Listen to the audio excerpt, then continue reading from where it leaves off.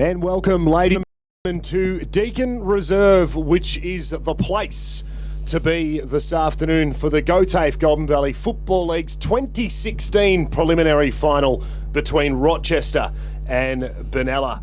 Of course, Rochester last week winning their way through against a gallant Shepparton, and Benalla, having finished third, got their spot. Double chance after their good win and then big loss last week to Kyabram. An opportunity for them today to make amends for their performance last week on a day which is not ideal in terms of the conditions, as there is a bit of feedback in the headphones at the moment, which we've just rectified very quickly. Thank you very much for organising that. Makes things a little bit easier for us here. But conditions far from ideal here in Shepparton at the moment. We've had a fair bit of rain overnight. The rain continues at the moment, but having a look at the Bureau of Meteorology's radar, that rain does look as though it has dispersed. It's definitely lightened here, and hopefully, although there's going to be a fair bit of surface water on the deck here at Deakin Reserve, one of the grounds with the best drainage in the Goulburn Valley, it's still going to be wet weather footy today. Welcome, ladies and gentlemen, wherever you might be watching or listening to our coverage this afternoon. I'm JW from 1FM, and it's now my absolute pleasure to introduce the broadcast team for this afternoon. Of course, first of all, we'll welcome yourself, Kyle Hollywood Power. Welcome here to Deakin Reserve. Thank you, J-Dub. Good to be here. Different sort of scenario for us today, but it's looking like it's going to be a good day for us. The conditions aren't, but we'll certainly make it better for everyone out there.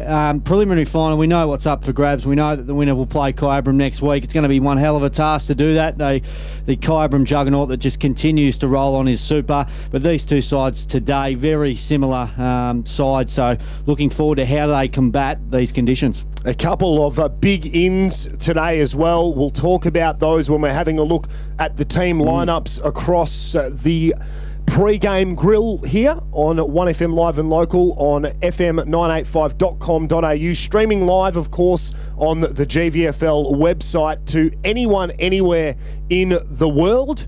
And, of course, also broadcast on 103.9 Seymour FM down in Seymour. Paul Digger-Tricarico, welcome to the coverage this afternoon. Good afternoon, boys. Good afternoon, listeners and viewers, of course, right around this lovely planet of ours. Very much looking forward to this. The weather... Wet planet. Yeah, well, it's wet. Well, it's wet in this part of the territory. There's no doubt about that, Kyle Power. But we're hoping that it'll ease and go away in the next couple of hours, and we'll be ready to look at a very, very interesting contest between two teams. 12 months ago, they played each other, and Rochester were on the end of a bit of a spifflication, JW, as we like to 60-odd, talk up, 61 points from memory. During the year, these sides played at Moon Oval, and Benalla were 3-point winners then. So that's a really good win, because we know the fortress that is Moon Oval. Today, they get another opportunity at playing Kyabram next week. They've had they've both had a chance each already this final series, and both have come unstuck. So it's all about playing wet weather footy today. Just get that ball onto your boot and get it inside 50 and give the smaller blokes a real opportunity. It's going to be obviously a day at ground level, and get those smaller blokes in and around the goals and an opportunity to score goals for your team. And hopefully next Sunday's weather prediction might be slightly better than what it is today. Oh. But this is very exciting. The shirts look lovely, boys. We're certainly up and about, and I did a couple of interesting little pre-game interviews. We'll be going to those shortly. So looking forward to that. And I can just say, both coaches, as they would be at this time of year, very up and about, boys. They've, they're confident about their team's ability, obviously, to get this far, but to get the job done today. And we'll be cutting it to pieces a little bit later and trying to work out who we feel is going to win today. And in terms of these conditions, does that change our thoughts a little bit? The rain, just on the rain next week, had a look at the forecast, and it looks to be wet this time next week. We're used to it now, aren't we, Kyle, the last couple of months? I think off air, Jay, we were talking about how we haven't had a dry stretch of games continuous. It's been wet and boggy. These sides, for the whole year. I think round one we might have had a clear day, but since then it's been a real quagmire out there. Yeah, especially June, July. Once the winter months hit in, the storms and the rain has been pretty much consistent all the way through. So these clubs are obviously used to that. They're training on grounds that are probably a little bit boggy as well. And in terms of wet weather footy today, both teams will be accustomed to it. So there shouldn't be any excuses. And again, talking to the coaches, they know how important it is getting the ball out of midfield and just getting it into the forward line and giving your forwards a chance. And we'll take this opportunity to introduce the fourth member of our team up in the commentary box, our statistician. He is a master at counting the numbers here, the number cruncher, the bean counter. Michael Van Dorser joins us. And he's just popping up out of your little box over there. Say g'day to everybody. Hi, everybody. Well, having a look at the stream at the moment. They can see. That's it. They can certainly see.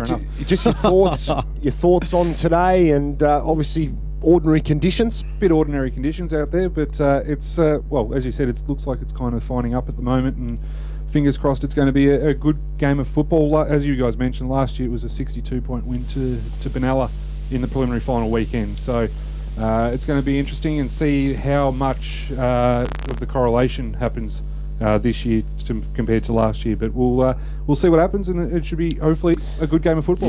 Footy overload. Sorry, Michael and J-Dub, but footy overload from Michael Van Dorser and the crew yesterday. Of course, KDFL grand finals. Michael said he didn't watch a game of footy last night. He was just had enough. And he just zoned out of footy, and he said, right, that's it for me. I'll tell you one thing he did do, though, is he's provided us with the very up-to-date statistics on each of the players. Yes. So as the call goes along, we'll be able to provide our listeners with that little bit extra in terms of elements. So, yeah, looking forward to that. Like an opportunity now to welcome to our broadcast our boundary rider, with thanks to our great sponsors, William Adams Ag Sydney, the Bridge Aspland. Yeah, just chiming in there on the big Van Dorser. Look, his team sheets are right. There's no changes to either team. So I've just been down the rooms and both are getting ready. So all good, ready to go. But it's still raining here, boys. Yeah, it still is at the moment. We hope, particularly for yourself, Bridger, that it does fine up a little bit. And I'd also just like to welcome to the coverage those working behind the scenes for us this afternoon. Yes. Adam Watkins, of course, the master technician, week in, week out with the radio broadcast. Reese Wardle is providing all of the vision for today, the graphics. A lot of hard work and effort has gone in, and under the highest level, ladies and gentlemen, of duress that you'd ever want to see. The league Conditions. we might have had to have looked a little bit further into the crystal ball as far as the Bureau was concerned, because out on the deck, which is where the camera was set up, just inundated with water. The big fella turned the shower on and he copped a little bit of a drenching. So he's moved the gear up there, and to achieve what he has technically so far is a credit to him as an operator. It has been absolutely outstanding. Just in terms of some results, JW, that have already... One more to thank, Digger, before we get there and give the results from earlier on today. Also, I'd like to say a big thank you to Rob Handley as well, who's been, on call. Right on, Rob. But if anybody has been around local sport here in the Goulburn Valley for, well, decades and decades, they'll know Rob Handley because he's done a lot of work with video. He's most recently for the GV Suns, but been recording sport video here in the Goulburn Valley for very, very many years. So we really appreciate your support today, Rob, and thank you so very much for giving us a chop out today. Of course, ladies and gentlemen, you will enjoy what we have put together for you this afternoon. And although we still encourage people to get to the ground, which is probably a fair ask based on the conditions today. Well, are they clearing? I mean, we had a look. We did, but just a little bit of a tail just sort of hanging around at the moment. Circling. They do have the opportunity to enjoy Goulburn Valley football at its absolute finest this afternoon from their lounge suites. Most people have NBN today, handheld mobile devices, smart TVs, all accessible via those as well for everybody listening in on the radio at the moment. Maybe driving in the car. Please do so safely. When you get home, chuck it on and have a little bit of a look at what the league and 1FM have been able to put together. Digger, those results from a little bit earlier before we throw to our first interview. Well, in the under-18s, the top two teams, in fact, Shepparton United and Kyabram took part this morning, again, in ordinary conditions. and it was Shepparton United who prevailed by 6 points in a really, really close game. A lot of people were saying that these were obviously the best three teams, Euroa in the grand final. So Shepparton United will play Euroa in the grand final next Sunday. In the reserves at the moment, we've gone about 19 minutes into the third quarter, and it is Mansfield 5-13-43, leading Shepparton United. Overdig. 2 goals straight, 12, 31 points. You would think at this stage in these conditions that's an insurmountable lead, there's no doubt about it. 18 scoring shots to 2 probably tells another story in itself. So we'll keep you up to date and abreast of all the scores throughout the afternoon, along with some netball scores as well once they are provided to us. I've got some netball scores for you there, Digger. Okay. From the earlier games, the 17 and under preliminary final, Benalla defeated Shep United 45-24, and in the B reserve it was Shep Bears 24 defeating Cloudborough 22 by 2 goals. Well, a little bit earlier on, ladies and gentlemen, Paul Tricarico was able to speak with Benalla coach Luke Morgan. Here is what Luke had to say. Good afternoon, viewers, listeners right around the Goulburn Valley and Golden Murray region. Absolute pleasure to have the playing coach of the Benalla Saints Football Club, and might I say, the reigning premiership coach, Luke Morgan. Welcome to the broadcast. Welcome to the live stream today as well. Yeah, thanks, Digger. Look, mate, we mentioned off air that good weather for ducks, and you yourself ready to go today, in and under. It's going to be that type of day. Have you addressed your players in terms of the types of conditions that today's going to present for your players? Yeah, look, it is a bit wet, but I don't think it'll have too much bearing on the game. The conditions will be favourable, I think, to our brand of play, and hopefully we can close them down a little bit quicker and work our structures a little bit harder. So, no, the conditions are what they are, and we'll just play our game of footy. In terms of Sam Martin, there's been some question marks over his availability today. Can you reveal for us today whether Sam Martin will in fact play? Yeah, look, Sam will warm up and we'll play. Okay, excellent. So that's obviously a big in for you guys. You'll back your midfield today. You've got Will Martinello, Jimmy Martinello, yourself. Let's talk about you this year. In terms of injury concerns throughout the year, you're over those now, 100% ready to go? Yeah, look, I'm tracking okay. Obviously, this time of year it'd be nice if the finals were played at the start of the year when the body's fresh, but that's the same for everyone, and there's a few little niggles here and there, and I'm not immune to them, so we'll just see how we go today. Let's rewind back 12 months ago. Same opponent in terms of prelim final. You were coming off a loss that time. This time you're going a little bit different. Your opponent today, Rochester, they present a really good challenge. It's the same 3 teams that are going to go around again in 2016. It is the same 3 teams, and you know, a testament to those other clubs. You know, Goulburn and Rochester being up the top end in the last couple of years has been, you know, a credit to those clubs, and we feel like we've had some good battles against them over the last few years. With the Bacon boys, Rochester have some serious speed. We watched that against Shepparton last week at Seymour, so they like the run and spread. So today's probably not going to suit in terms of that, but so the wet weather footy just sort of brings it in a little bit more close, contested style of play, which I think will probably suit you guys. Yeah, it does, but you know, our good kicking teams in wet weather still stand out. So good skills in wet weather, you know, makes those players that you mentioned, the 2 Bacon boys, and then they've got a number of others. They'll be still valuable players, and you know, and I still expect them to really contribute today. Joshy Marchbank plays a key role today up against Sam Brennan. He's that sort of really hard-at-it type of ruckman. Josh likes the taps and that sort of thing. So it'll be interesting first use. You'll be sort of under there ready to go. Josh Marchbank plays a really important role for you today. Yeah, he does. Josh is aware of how big influence he needs to have on the game today, and he's ready for that. You know, he's battled against Brennan for a number of games now and over the years. So hopefully Josh will be aiming to get the upper hand and give us first use of the ball. One player I absolutely love watching play and love calling is Farron Priest. His last 2 games against Rochester have seen him kick 4 and 6 goals. In weather like today, he's got that innate ability of finding the ball from the contest and then and getting those opportune goals. He'd be ready for a big one today. Yeah, look, Faz obviously played well against these guys last year, and he did the same. He played pretty well during the year against Rochester too. So Farron's looking for another good game, but you know, he's one of 21 that need to play well today. You have a young defence. You'll back them in today. They were pretty good last week, but they come up against a really strong forward line. If you can get the job today, then that presents another opportunity next week. But you'll back your young guys in today, especially in defence. Yeah, look, we'll cross that bridge when it comes to it, but today's obviously our main focus. And we are young back there, but we've got some experience in terms of, guys have played a number of games. They are young players, but they've played a number of games now, and upwards of 40 games. So that's an experienced GV player at Benalla at the moment, and we're adding a bit of experience down there. I'll spend a bit of time across half-back today, and we'll go from there. But David Mennon's back into the side for his 5th game.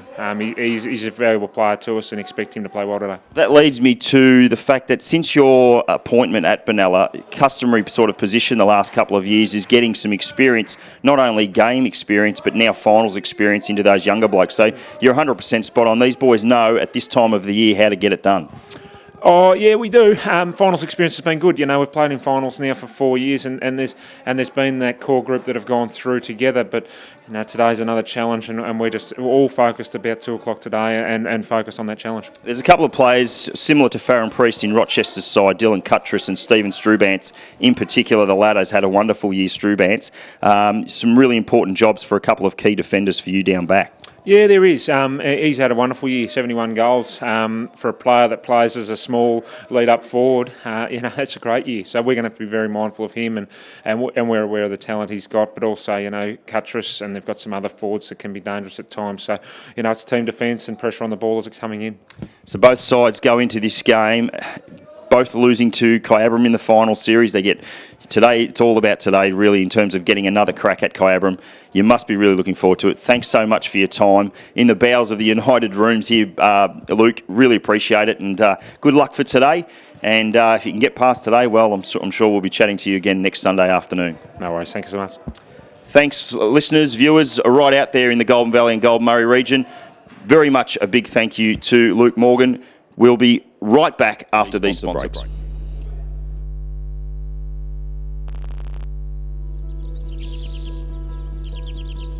Some people are surprised to learn there's still a furphy in the family. There are a few people on the end of the phone who find their way through to me on the telephone who can't believe that it's managed by a descendant of the family. So yeah, it's a unique scenario, but we're very pleased about it. It's not a furphy that your company's going really well, is it? Correct. The name and the history associated with the company, what by and large people see as a great part of Australian history. A great part, but it does mean that no matter how much you diversify, you cannot get out of water tanks, can you? Well, that's right, and we see tanks as the cornerstone of our business. Industrial process type tanks in stainless steel for a very, very wide range of industries, both here in the Goulburn Valley, but much wider, further afield than that as well. The water management technology is going to be one of the biggest industries on earth. Yeah, water is the lifeblood in this community, not just from an irrigation point of view, but the support industries like ours and many others that survive on it.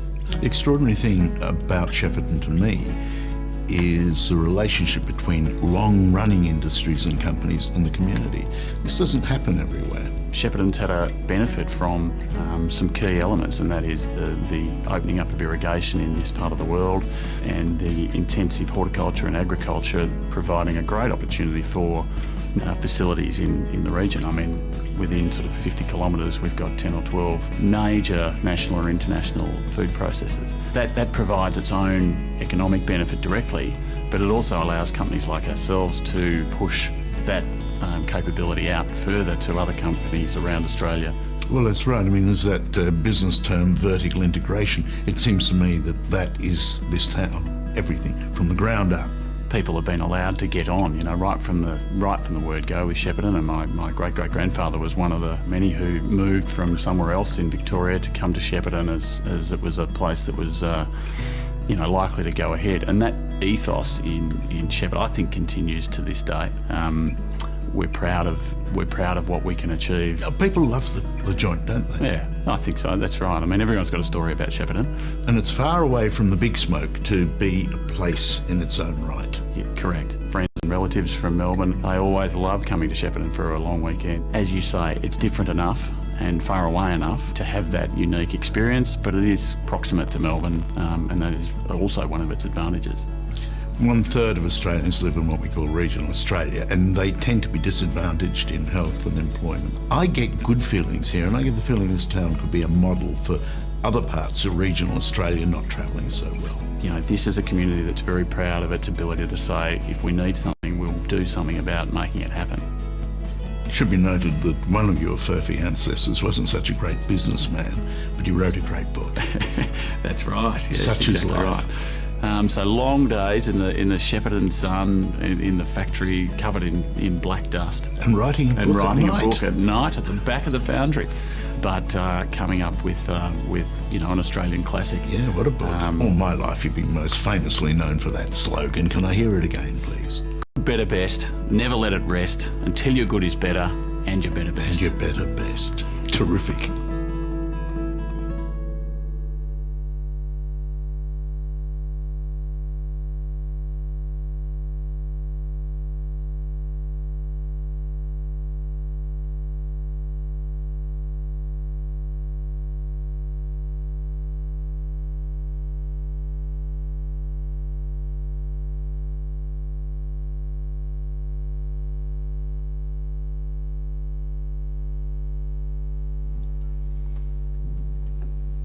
And there we have it, ladies and gentlemen. Welcome back to the broadcast this afternoon. Prelim final, GOTAFE Goulburn Valley Football League 2016 Premiership season.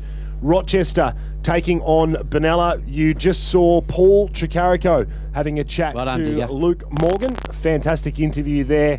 And again, you could just see the intensity on Luke Morgan's face here. No straight batting today, a little bit relaxed. The ultimate carrot is being dangled. The prize is, well, the right to play Kyabram in a grand final. Ladies and gentlemen, an undefeated side already books their spot in the grand final, 20 in a row for the Bombers. Can they be premiers and champions? It hasn't happened in this competition for as far back as recent history tells us. 1930 is the word I'm hearing. 1938, I think it might be. Around the 1930s. We'll come with a little bit more of that sort of... We'll look at that. We'll look at something like that for next year. Yeah, but next week, sorry. Next week. I just we're going to be next week, of course. When I asked the question to Luke Morgan about Sam Martin, you know, sometimes the coaches with the media don't want to give...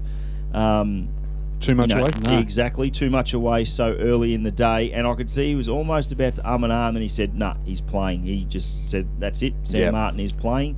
And, well, he's named and we expect him to play. And he's a big in, Kyle Power, because I know you boys are going to go through the Benalla side very soon. Look, he is an X-factor for their footy side. We've got the Morrison medal tomorrow night, which he'll feature very, very heavily in. I would think he'd finish in the top 5, may win it. Jason Cole sort of, with his injury, dropped right off, but he is a quality player. These conditions, coming off a hamstring injury, I don't know. I mean, it's a rolling the dice sort of activity from Morgan and co down there at Benalla, but if it pays off, they get the ultimate reward and going in next week. Kyle, well, let's have an in-depth look at the Benalla team lineup, please. I'm starting right from the back pocket with Tommy Bennett, and these back six last week, they really were under all sorts of pressure from Kyabram. So much ball inside their back half last week. So the ultimate test last week for these boys here.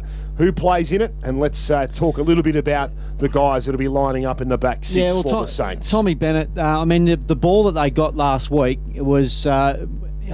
just coming in, and they were able to quell it quite well. But the damn wall, as we speak about, with the back six in there. Now, there's no Lockie Smith. We know that he was centre half back last year. He's a star. He's crossed over to Kyabram. But Brodie Webster, he holds up a back pocket. I like him at a forward position. I think his hands are really strong. Morrison's a good player down there at full back.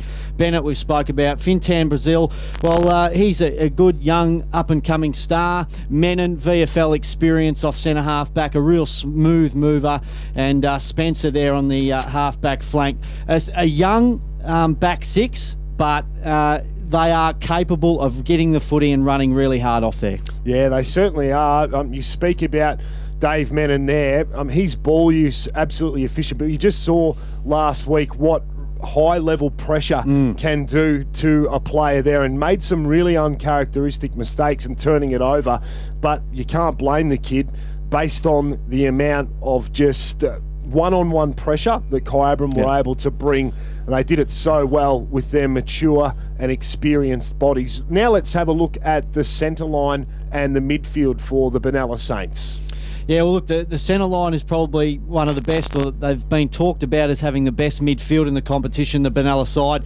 Zach Paul-Pratt, he is a up-and-coming star of the competition, no doubt about that. Superb last week. He was, he's comes into talk at interleague time. I know he was this year, absolutely no doubt. James Martinello, well, he's a superstar, just a warhorse, a real rugged midfielder that just gets the job done week in and week out. Welsh is a young fella on the wing there. Martinello, Paul-Pratt, these types of players that are experienced heads are able to get their bodies around the pill, particularly on conditions like today, and dish it out. I like Martinello. I think he's a real leader in the guts of the ground. Yeah, James Martinello, I thought, was probably best on for Benalla last week, consistently across 4 quarters of footy. Didn't have much help though, and Sam Martin coming into the side provides that additional rotation option for Luke Morgan in that area of the ground. So that's going to make a big difference, but Rochester are a very, very different opponent to Kyabram. We know how many players they've got that are so versatile and can rotate through the midfield there. So it makes it really hard for any opposition side to match up on. But Zach Paul-Pratt, I'll tell you right now, he's absolutely fantastic. Watched his footy as he's grown up from under 18s right through to the experience that he's got right now. He's put on a lot of size. His ability to read the play as well. Contested intercept marking, it's going to be difficult on a day like today in slippery conditions, but that's one of his key strengths and attributes there. But in terms of the Benalla midfield, there's also another player there, of course, in Will Martinello, Morrison medalist from a couple of years ago. Luke Morgan, a Morrison medalist from a couple of years ago as well, that are going to be absolute key as far as winning the footy in the centre of the ground's concerned. These blokes are not old either. They're experienced when it comes to finals. They've played the last couple of years. You talk about Zach Paul-Pratt. Dub likes to use the term hard as a cat's head. That's Zach Paul-Pratt. Last week, he threw himself into every single contest. And looking at today's conditions, Kyle, you need a bloke out there who's just going to get real dirty.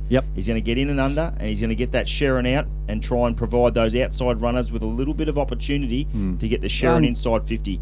Dub mentioned it, reading of the play, Zach Paul-Pratt, one of the better defenders at doing that. Underrated, and that's why he was in talks, as I said, interleague. This with a constant conversation with him. He's very underrated. I reckon opposition sides don't underrate him. I reckon they rate him very highly, and might poll pretty well tomorrow night as well. I reckon Zachy Paul-Pratt, top 10.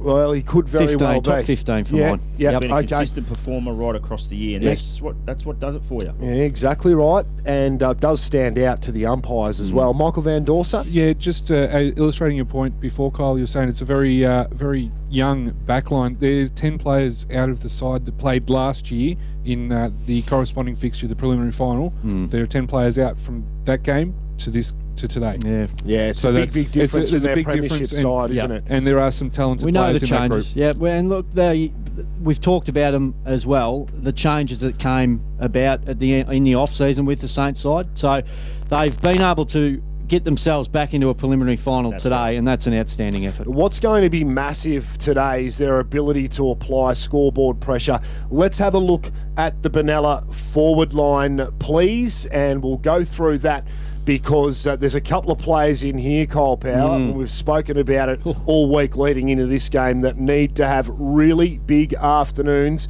if Benalla are going to be a chance at kicking a winning score against the Tigers. Yeah, you look at the forward line and you think it's a lot more experience than what is happening down back. James Martin off a half forward, a super player, a really classy goal kicker. He can kick, he can mark, he can do the lot. Martin Gladstone's a good target up centre half forward as well. I predict that him and Warnock will swap. I think Warnock's better up the ground, particularly with conditions like today. I think that he'll be able to move around and really work that centre half forward line. Spinks is another one of those young players we talk about who gives a lot of run and drive. Jacker, experience from him is vital today if they're going to get the chocolates. And Warnock, we know how good he plays. Him and Priest are the key players for them up forward. Warnock a real good mark of the footy. And Priest, well, he turned it on, didn't he? Preliminary final day this time last year with one of the games of his career, no doubt about that. But Priest and Warnock up forward for mine are the X factor. On a day like today, you would think 8 to 10 goals, Kyle, would probably be enough to get the job done, considering very low scoring in the thirds, pretty low scoring here in the reserves as well, a total of 9 goals. Warnock and Priest, how many do you think they need to put through the big sticks to give Benalla a realistic chance without throwing you under a bus, as I like to do? I mean... You'd need multiples from one of them, there's no doubt about it. One of them will need to kick at least 3 goals today to get them over the line. I wouldn't think it'd be Warnock's day because it's a wet day, he's a big forward, we know that, but Priest is the one that's able to turn a game on.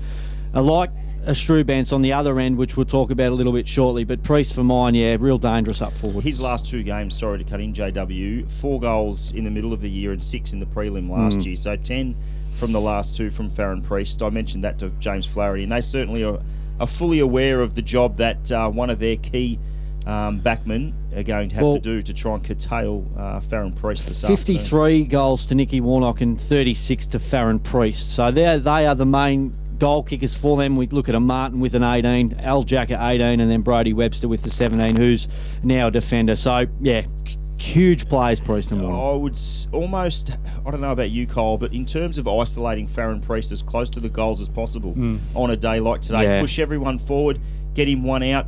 More than likely, James Gledhill will get him. We'll find out a little bit later what your thoughts on that are, but very important. I'd try to get Farron Priest one out.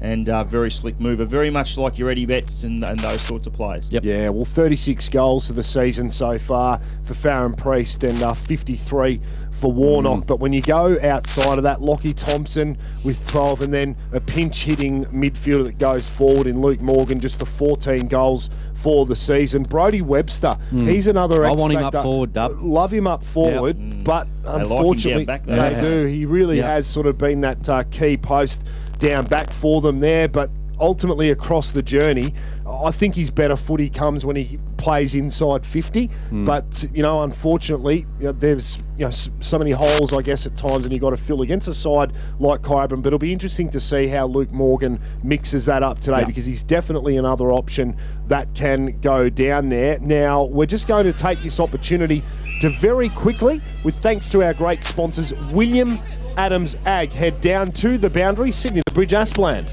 A terrific game of netball going on down here, boys. It was 46-50 and now it's 50 all. So they're a draw at this point, Shepparton and Seymour. Great game. Okay, fantastic. He'll keep us updated with those scores across the day, and also an opportunity now for us to say a huge thank you, of course, to the Greater Shepparton City Council for their sponsorship inadvertently through Alchemy here locally, who have jumped on board to sponsor the live stream and really focus and feature on their Great Things Happen Here campaign. Those in the local area would be aware of that Charles Woolley driven campaign. It's a fantastic 60 ad. minutes. Well, there's a snippet of, exactly right, but there's a snippet of quite a few interviews that were taken separately as part of that campaign as well. Of course, we've just seen the first one there. Very good. Prominent business, part of the fabric of our great town here, Shepparton. And of course, we showcase today the brilliant facility that is Deakin Reserve, aka the home of country football here in, central northeast Victoria, whatever you like to call it. We're almost smack bang in the middle of the state here. The heart of the bush here in Shepparton at the moment. Ladies and gents, what we might do right now is take this opportunity to once again have a look at Paul Digger-Chikarico as he chats with Rochester playing coach James Flaherty. Good afternoon, viewers and listeners to the 98.5 1FM live stream and, of course, radio broadcast this afternoon. Absolutely a pleasure to introduce my next guest, the playing coach of the Rochester Football Club. 12 months on, mate, you're playing the same opposition again, but hoping for a different result. What can the Rochester fans or faithful expect today from your boys? Yeah, definitely. I mean, we're really excited, obviously, to get the opportunity again. Hopefully we can learn from a couple of little things from last year and just improve just get the result that we're after. Conditions today, I was going to talk to you about dry conditions during the week, but things have certainly changed and I guess you guys have been used to it too with the amount of rain that we've had the past couple of months. Does the message change in terms of what you're going to do today in this sort of football? Yeah, I think it has to a little bit. We have all teams have played in pretty wet weather this year, so hopefully you have adjusted a little bit. But you probably can't use the ball as well as you like when it is coming down like this, wet underfoot. But the message will change a little bit. But we've still got to focus on key areas that will get the ball going our way in any conditions.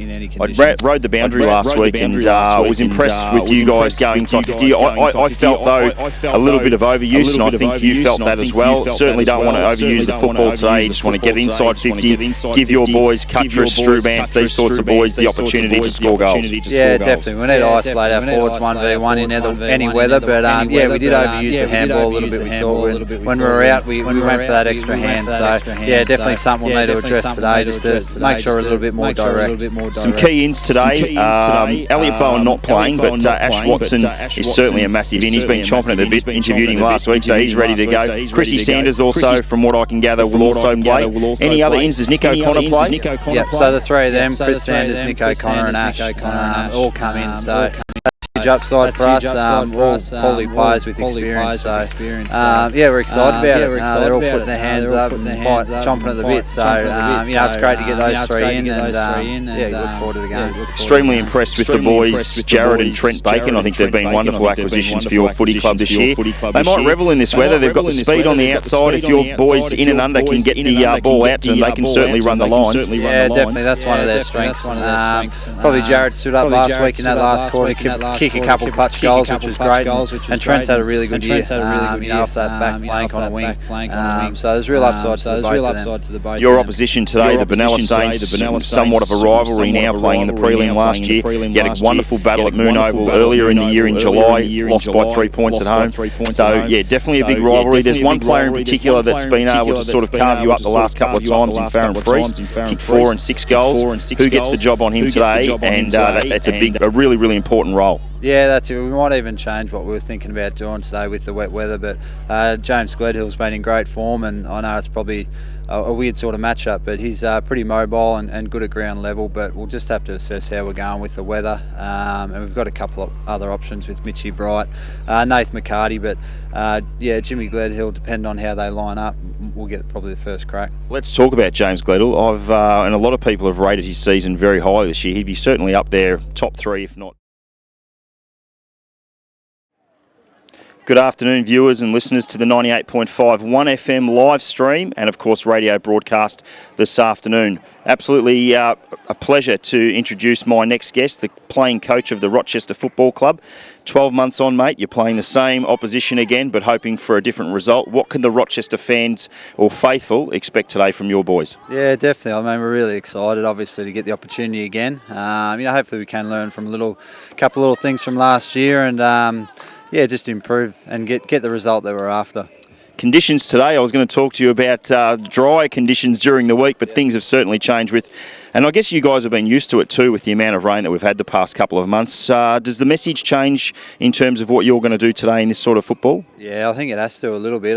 We have, all teams have played in pretty wet weather this year, so hopefully you have adjusted a little bit, but you probably can't use the ball as well as you like when it is coming down like this, wet underfoot, but the message will change a little bit, but we've still got to focus on key areas that will get the ball going our way in any conditions. I rode the boundary last week and was impressed with you guys going inside 50. I felt, though, a little bit of overuse, and I think you felt that as well. Certainly don't want to overuse the football today. You just want to get inside 50, give your boys, Cuttress, Strubance, these sorts of boys, the opportunity to score goals. Yeah, definitely. We need to isolate our forwards 1v1 in any weather, but we did overuse the handball a little bit. We thought when we were out, we went for that extra hand. So, definitely something we'll need to address today just to make sure we're a little bit more direct. Some key ins today. Elliot Bowen not playing, but Ash Watson is certainly a massive in. He's been chomping at the bit. Interviewed him last week, so he's ready to go. Chrissy Sanders also, from what I can gather, will also play.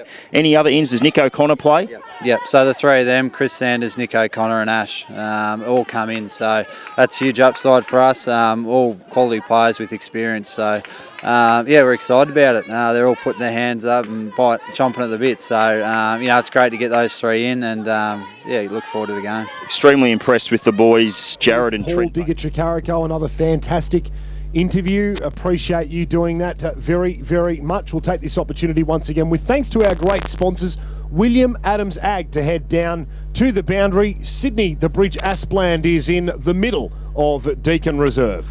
I am. Just a quick update on that netball game. It's a draw, and so they're just about to start overtime now. Now, I'm out in the middle here. The centre circle is bogged up as usual on the right-hand side. Well, from your dial will be your left-hand side. It's pretty boggy and slippery. The whole ground is very slippery. It's What are you wearing, Sydney? Just quickly, what sort of activities happening around the? He's got the hood under the hoodie. Cobra. I got the hood under the hat. That's right. And it's still raining lightly here, boys, and it's still going to keep coming. It's not clearing away yet, and there's also a fair breeze blowing up, and it's probably going straight across the ground, or maybe a little bit towards the Shep United end, and it's probably up to about a 3-goal breeze at this point. Wow. So that's blown up in the last 15 minutes or so. So that might be, the breeze might be what takes away this weather we're having. So teams are about to come out on the ground, so we're not far away, boys. Back to you. Lack of a brolly, fair to say, for Sydney the Bridge Aspland, being unfortunately put out into the middle of Deakin Reserve dub. But I'll tell you what, under duress, he comes through with the goods. He just puts his head over it. Week in, week out. Week in, week out. Well, he takes an opportunity and he just runs with it. He's like a bull at a gate. You give him a job and he just nails it each and every Kyle time. Said, interesting attire, though. The hoodie, the Akubra. Yeah. He's missing the gloves, though. Yeah, missing the gloves. Looks like Kenny from South Park. Close. No, we won't run with that, Michael. No, we just won't. No, we don't need to run with that sort of stuff. Now, what we might actually do, just very quickly, is run back to the Benalla team lineup and just very quickly have a look, because a really important here, the on-ball division, which we just sort of skipped over when we were having a look at the centre line, and a couple of those that have been named on the interchange as it speaks. Yeah, we did, and some breaking news just coming through. Tommy Bennett too. We talked about not playing, so okay. Tommy O'Brien just comes into the squad there, so he'll feature at the back pocket there. But the midfield is where it really starts for this Benalla outfit, led by Marchbank in the ruck. He's a star. Luke Morgan, interleague rep, Vic Country rep. He's done it all. He's coached everywhere. He's a super coach and can get plenty of the footy, J-Dub, doesn't he? Luke Morgan, number 22 there, and Will Martinello, the Morrison medalist, star of the competition. Then you throw in, of course, the James Martinello we spoke about. Sam Martin, well, he's another one you can throw into there as well. He gets the job today. But Marchbank, Morgan, Martinello, the real leaders of the Benalla side that have been so good for them over the last couple of years, will be looking to get plenty of the pill today. Yeah, they certainly will. And I'm just checking, of course, the bench there, please, Hollywood. Yeah, Brazil. Tommy O'Brien comes in for Tommy Bennett, who we spoke about, Paddy Hyde, James Marchbank and Lockhart there. But that, of course, will be trimmed back. Digger, you would think, that 4 they're named, or 5 named on the bench, so they'll be trimmed back. Michael will have a little bit of news on that. Yeah, I was just going to say the ones that out of the ones you had, Marchbank and Lockhart were the emergencies, along with their name just escapes me there for a moment, but yeah, those two will be out. Yeah, Paddy Hyde was the other one that comes out of that one as well. Okay, well done, Michael Van Dorser. Another opportunity for us now to say a really big thanks to the city of Greater Shepparton. Shepparton show me, and great things happen here, and they do, ladies and gentlemen. We're going to go to another sponsors break, and at the top of it, we'll be having an in-depth look at the Rochester team lineup, and then cutting this one to pieces not too far away from the opening bounce, about 15 minutes time here before the prelim final in the GOTAFE Goulburn Valley Football League's 2016 Premiership season is underway. Every week, an Australian wife, girlfriend, daughter, sister, mother, grandmother, auntie, or friend is killed through domestic violence. by their partner or ex-partner, by a man who should know better. With mates who should know better. This is a national disgrace. We need to change the culture of fear and silence that can no longer be ignored. And we need to change it today. We as men need to stand up and be accountable. We must declare any violence against any woman unacceptable. This is not someone else's problem. Change starts with you. Now, in your community, at your club, with your mates. It's time to speak up. Because no matter where you live, the only acceptable number of deaths from domestic violence is 0. That's what we stand for.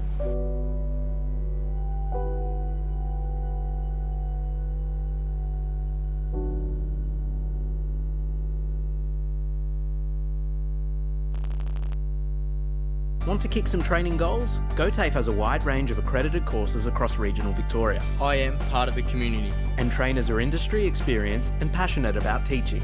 I am connected. GOTAFE has a variety of flexible study options so you can learn and live locally. I am 5 minutes from home. And offers real-world learning experience and hands-on training. I am the new generation. I am GOTAFE. Enrol now. Visit a campus or go to gotafe.vic.edu.au. This is the lucky country. With fresh water and fertile land, it's the heart of the Food Bowl. I'm Charles Woolley. This is Greater Shepparton, and great things happen here. Pactum Dairy Group, a $60 million facility exporting milk products to China and Southeast Asia. Pental Soaps, the products you'll find in your home, are made here. Rubicon, a world leader in automated irrigation systems. Unilever, a $182 billion company with over 400 brands. These great companies and great brands are all here. Greater Shepparton is open for business. Engineering innovation, transport logistics, professional services and a growing retail sector. They even train nurses and doctors here. An enviable lifestyle, education opportunities and affordable housing make Greater Shepparton a wise investment. This is a great place to build a business. So get online and get your business moving. Greater Shepparton, great things happen here.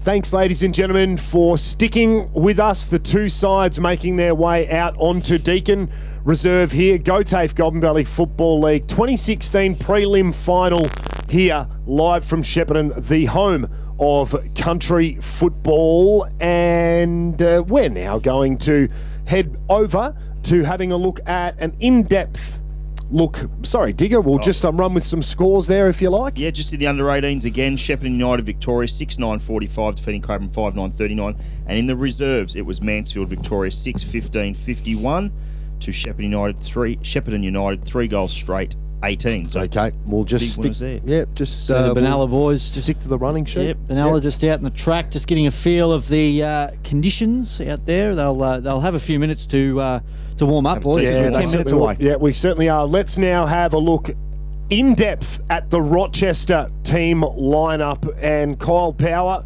starting from the back pocket.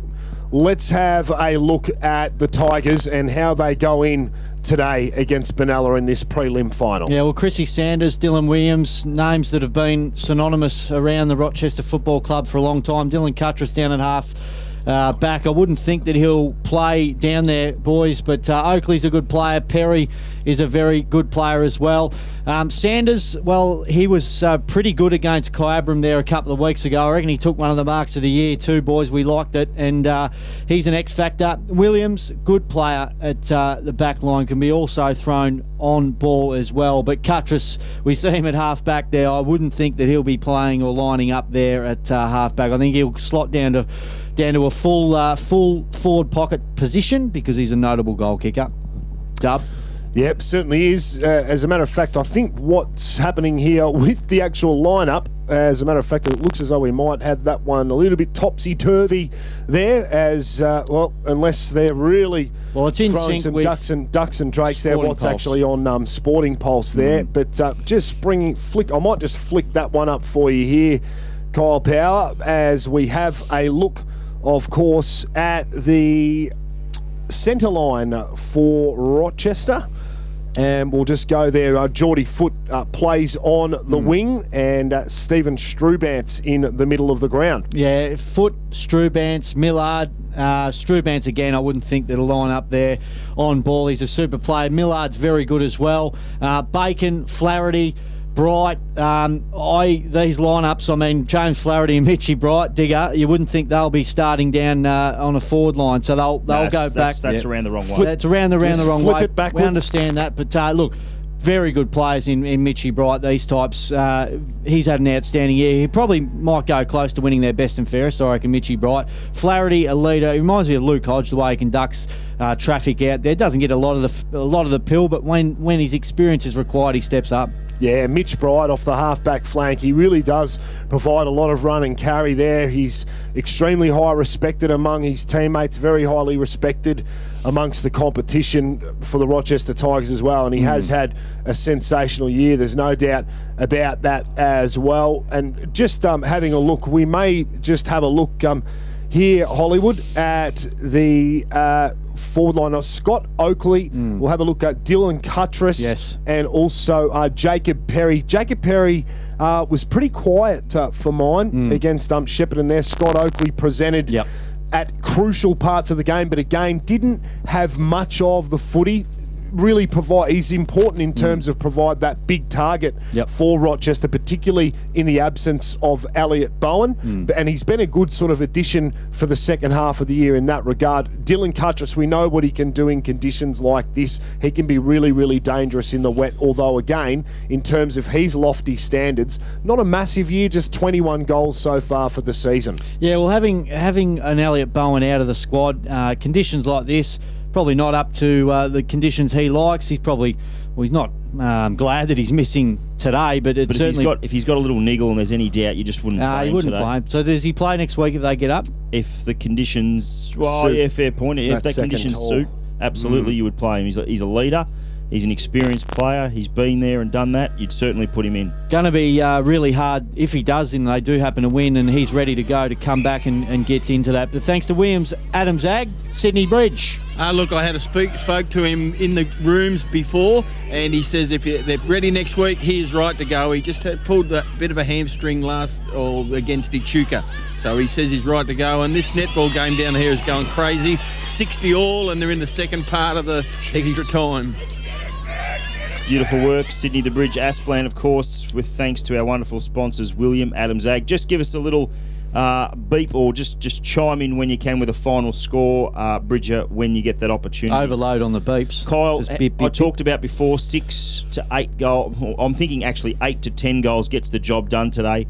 Again, Cutress and Strubantz will be the go-to players in terms of getting them multiple goals. Would that be fair to say? Yeah, no doubt. Strubantz, he's kicked 71 goals for the year. Cutress 21, Jake Perry with 23, Nick O'Connor with 15. But an outstanding last half of the year is Stephen Strubantz. He's been on par for at least, I think he's averaging 3 to 4 goals a game from that middle or after the Vic Country bye period. He's a very good player. Conditions like this will suit him. He's a very nippy type of player. He can also take a great grab as well for his height. So him, one bloke we haven't mentioned out there for the Tigers is James Gledhill. Now he is on par to be one of the best full backs in the league. He had a number on Kane Pettifer a couple of weeks ago, kept him goalless. Pettifer, albeit said he was a little bit injured last week or a couple of weeks ago when he did play on Gledhill, but he's a super player. Really like the way he goes about it. He possibly, and I think you called it before, Digger, may go to Farron Priest. Yeah, also did a number on Wong last week as well, so we know how good he is. His ability to stick close to his opponent. He's got really long sort of go-go gadget style arms, and he's one of the best defenders of the high ball. It reminds me. You've got to, when you're a midfield kicking to a forward that has Gledhill defending him, you've got to put the ball out in front of him. A little bit further out in front of him, because Yep. you talk about go get. He reminds me of Dustin Fletcher. Just wherever it is, he just gets a fist to it. Amazing player. I spoke to obviously James Flaherty before, and he said like top 3 BNF for sure. James Gledhill has had a fantastic year. Don't know how defenders go in polling in terms of Morrison medals. They don't. There you go. Not Big traditionally. whack in Not the face there fullbacks. for, Well, we But, saw that with Jason Morgan a couple of years ago. He'll be up and about, though. he should have won. Maybe the Harvey Norman. He just might be up and about. Well, you never know. Very well, Michael. Yeah, you never know. Just again, boys, just letting you know, there's from last year's preliminary final, there's 5 changes for the Rochester side. So both sides have got some big changes in regards to that. So we'll see how it all pans out. Having a look at some of the other players today, of course, a really big matchup. Kyle Power is going to be Sam Brennan on Josh Marchbank in the middle of the ground here. Nathan Moroney was an absolute barometer for Rochester last week. He went off the ground for a period of time, and Rochester just seemed to stop like a Bangkok watch, honestly. He come back on, he started to throw his body around the contest, started winning the hard footy, getting it to some outside players, and then all of a sudden they started to get that run on again. And of course, one of the hardest players in the competition, Dan Anderson, who just will revel in conditions like this. He really is at the coalface, one of the key exponents of the grunt that comes from the Tigers up midfield, and he's going to be hugely important, I would have thought, today, Hollywood. Yep, he's had another one that's had a very good second half of the year. The former Strubanson Anderson has been super. Brennan and Marchbank. Digger? No, I was going to say when you get to it, but big in for today in terms of on ball, Ash Watson. We'll get to that. Ray Morrison medalist. He's Just playing. saw him now. Playing. Absolutely. Lost the toss though. I know Bridge is probably at the netball at the minute, but the toss was won by Benalla, and they're kicking to the Harold Street end, to the right-hand side of your radio dial. So Jimmy Martinello was the man who won the toss. Well, MVD's just having a little bit of a coronary. The fourth man over there, Michael Van Dorsa, what's happening? I saw Ash Watson win the toss and kick towards Harold Street, so we'll find out in a few moments. Well, James Martin was running that way as well. We are operating at 100%. They're playing ducks and drakes with us. Well, I don't know how often that happens with the toss of the coin, but you never know, Digger. We're not too far away. Maybe he was just checking again. Just quickly down to the boundary, City of the Bridge Aspland. What have you got for us with thanks to William Adams, Ag? Thrilling finish. Seymour 61 defeated Shepparton 60. Tremendous game. Over there. Back to you. Thank you very much. And just a really quick tip from you as well, please, Bridge. Look, I think the conditions will suit Benalla because Benalla's ground has been wet for a long time, and so they've trained, they've done anything on that ground has been in the mud and the wet, and so I'm going to go with them. By the way, that rain is starting to settle in again. Hollywood, tip from you? Look, I toed and froed with this because the conditions and who's playing and whatnot, but I like Rochester. I've stuck with them all this week. I thought they were challenged last week, as we know, but were able to respond. I like the way that they played against Kyabram, but today, look, they're primed for a grand final. I think the Tigers have had a really good, successful last couple of years, albeit not making the big dance, but the Tigers for mine, Dub. Digger. Correction, Benalla kicking to the Skene Street end. Tip for mine, as I said before, I think the Tigers get it done today, take on the Bombers next Sunday. Michael Van Dorsa. I actually think Rochester will win too. I think their small forwards are going to have more of a say than the small forwards of Benalla. And you can see Ash Watson starting down in the forward line. So some interesting moves early by James Flaherty. And just for the record, ladies and gentlemen, I'm also tipping Rochester here. So up in the box, a bit of a clean sweep. But Sydney, the Bridge Aspland, down on the boundary, thinks that Benalla can do it.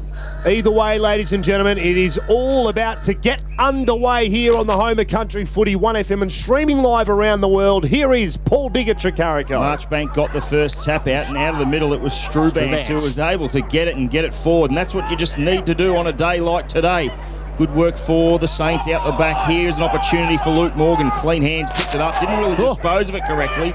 Close to the boundary line, Trent Bacon got the kick forward. We know what happened with that one. Out of bounds on the full half-forward flank for the Tigers, right in front of the Shepparton Football Netball Club rooms. And it will be the Saints who'll drive it back off half-back. Fintan Brazel, a big kick up to centre wing there. Moroney found front position for the Tigers, then might have got one high from Marchbank. Umpire let it go there. Just sort of gave him a little bit of a tap on the shoulder. Well, sorry, J-Dub, we got that match up, Priest and Gledhill. Marchbank, Brennan, both went at it. A hold off the ball, it might have been. It's actually going to be a free kick in the ruck contest. It's going to go the way of big Joshy Marchbank. has it. Centre wing position right in front of the grandstand. Wheeling around, it was Farron Priest. Drives it up to half forward, looking for Gladstone. Ball hit the deck. An opportunity there for Nick Brazil. Really close to the boundary line. Good pressure by Trent Bacon. Takes it over the line and out of bounds. Again, the ball right in front of the grandstand. Centre wing position, no score. Very, very early stages indeed of this first quarter. Yeah, some really big changes for both sides as far as players and positions are concerned. So both coaches really rolling the dice here and trying to play mind game to the others. Really well done there. Will Martinello wins the hard footy. James Martinello in and under as well. No surprises there. These blokes are hard as they come, the Martinello boys. Can't escape with the pill, so the umpire throws it back up there. Marchbank taps it down. No clear advantage can be taken by Nick O'Connor, who's tied up in a tackle. The umpire blows his whistle and says, I'll have the Shepparton, and throw it up in front of the grandstand here at Deakin Reserve. Well, we certainly don't mind the ball right in front of the grandstand here. Anderson, hard work, was absolutely thrown to the ground. Advantage paid to Watson. Drives it up to half forward. They fly. Strubantz, the fall of the ball, picks it up, got smothered. Jimmy Martinello, where he is all the time around the Shepparton, was thrown off it. It's going to be a difficult day to call footy today, boys, no doubt about that. Ball close to the boundary line. It spills over. Kyle, I said before, around 8 goals will do it. I know it's only 2.5 minutes into this first quarter. I'm just starting to get a little bit nervy about how many goals are going to get the job done today. And survival of the fittest too. Oh, it certainly will be a battle of attrition. There's no doubt about that. Nick O'Connor works his way to the front of that stoppage there. Will Martinello pays real close attention to him, tackles him, then wins the footy back. Held without it there momentarily. Dan Anderson doing some hard work. Brennan, did he cop one in the back there? Umpire said that he did. So Sammy Brennan dishes off the handball into Nathan Moroney. Moroney loads up on the right foot, kicks it up to the forward 50. Big mark taken there by Oakley, found front position. Good in these conditions as well. Wheels around onto his non-preferred there, and then elected to go the handball. That's just a little bit unlucky in the middle of the ground. Nick Warnock. Well, it was always going to be a high tackle, but Hamish Hoopel has it too far out to score, Digger. He certainly is. You would think in these conditions, as the ball will get heavier and heavier, he just shanks it out to the left half forward flank wall almost. Benalla have the numbers though. An opportunity for Paul Pratt. Half back now, drives the ball up the wing looking for Gladstone. He sort of overcooked the kick. Flaherty was there at the back of the pack. Picks it up beautifully, does the coach. He shanked it into the middle of the ground. It come off the side of the boot. Picked up now by Moroney in the blue boots. Drives the ball up to half forward. He's looking for Strubantz. One out. He's got it. Yeah, good mark. Magnificent mark. 50 out. Sorry, it was Cuttress. My apologies. They look very similar. One's got green boots. Yeah, I've got to get that right, don't I? Cuttress squares it up. Beautiful kick too. Found the big boy in Brennan. He is just an absolute... He loves the battle, does Sammy Brennan. It takes it on the chest. 45, directly in front. For his second goal this year, Digger. Yeah, well, not a noted goal kicker, MVD, absolutely, but they'd love one to start the afternoon off. Let's see what he can do, Brennan. Lines it up. Let's see if the distance is an issue. It is. It slews off to the left-hand side. In the end, it was fisted over. Through for our first score of the afternoon. 4 minutes 20 gone. It is Rochester, one behind. Benalla yet to score. With thanks to the Shepparton Marketplace, great sponsors of 1FM Live and Local. And thank you for your company on 103.9 Seymour FM. Morgan is the target out here. McCarty comes over the top and spoils it really well. And of course, those watching at home or on the live stream, JW. Yes. In the lounge room. A little bit nice and warm. Yeah, well, I'll tell you what, they'll be enjoying it this afternoon. Boundary umpire launches the footy back up there. Marchbank did well to get rid of Brennan. The ball going absolutely nowhere here. Paul Digger, Tricarico. Umpire comes in, says, I'll have it, throws it up about 55 out from Rochi's goal. Going to be the order of the day, the stoppages. Brennan fists it forward at least 5 to 10 metres for his team. Sanders tracks it close to the boundary line. Jacker just spooned it over the line. And in the end, it will be another boundary throw-in right in front of the Shepparton Football Club rooms here at the home of country football. Deakin Reserve will get some stats soon from you, MVD. Here's an opportunity for Marchbank. Brennan taps it forward again, bending down, trying to pick it up there. Might have been Cuttress again. Chance for Sanders on all fours, but Morgan was there to chime in. Mitch Bright cuts across, takes a nice mark just inside the line. He has it for the Tigers half forward. So he'll have an opportunity to reload again. It's a high ball inside 50. It'll be a tough one to mark. Working his way to the front there was Sanders. picked off by Will Martinello. He kicked it up to a one-on-one contest. Sammy Gladstone did pretty well, but doing extremely well at the bottom of the pack there was Lee Millard. His kick smothered, so a clear intent from both sides. Hard contested footy, exactly what we expected to see here on Deakin Reserve today. Wet weather conditions. Now a win already for Rochester, having Warnock and Priest high up the ground. Opportunity for Brennan, got the tap down again. Maroney tried to get it through with his kick, but it was smothered on the way through. Going to be lots of those. Umpire across his arms, with thanks to AJ's MVD. Yeah, reason for that, Kyle, is that Rochester have had the ball inside 55 times. It hasn't even gone past centre for Benalla yet. Brennan smashes it forward again, out the back. Will Martinello was grabbed and shrugged at the same time. Didn't have the pill. Has it now at half back. He's got Martin on if he wants him. He really gave him a task then, poor old Sammy Martin. Welcome back to senior footy. He gives Willie Martinello a little bit of lip service as well on the way through and says that kick's got to be better. Yeah, I'm sure. Will knows that. No doubt about that at all. One of the best players in the competition there, so uncharacteristic mistake. And just the heavier Sharon as well takes a little bit of time to get used to as Morgan picks up the footy. He goes long, a big fly over the top there. Samuel Gladstone got a hand to it, so umpire says it was a realistic attempt. You boys might not have heard, but in the pre-game, Luke Morgan mentioned he'll have a roll-off half-back, so Kyle, watch out for him. He's there at the minute. Boundary throw in right in front of us. The grandstand's going to go right over the back here. An opportunity for Trent Pakin from Dylan Williams. The kick was really sloppy going forward 50. Given a task is Stephen Strubance in front of Brodie Webster. Sliding in Cuttress. We talked about these two boys. Strubance was tackled, slung to the ground. Got the handball off to Cuttress. 40 out from goal. He drives it up. Big one-on-one here. At the back would have been free. Yeah, was it? I reckon it's going to be. Watto. And Ash Watson chimes back into the team and gets a nice little free, about 10 out, but it was deserved. Kyle? Strubance and Cuttress looking really dangerous. I don't know how you blokes are going to tell them apart because they look identical with the long sleeves, but good start for them. Real dangerous, dominant up forward, and good to see this bloke back too, fellas.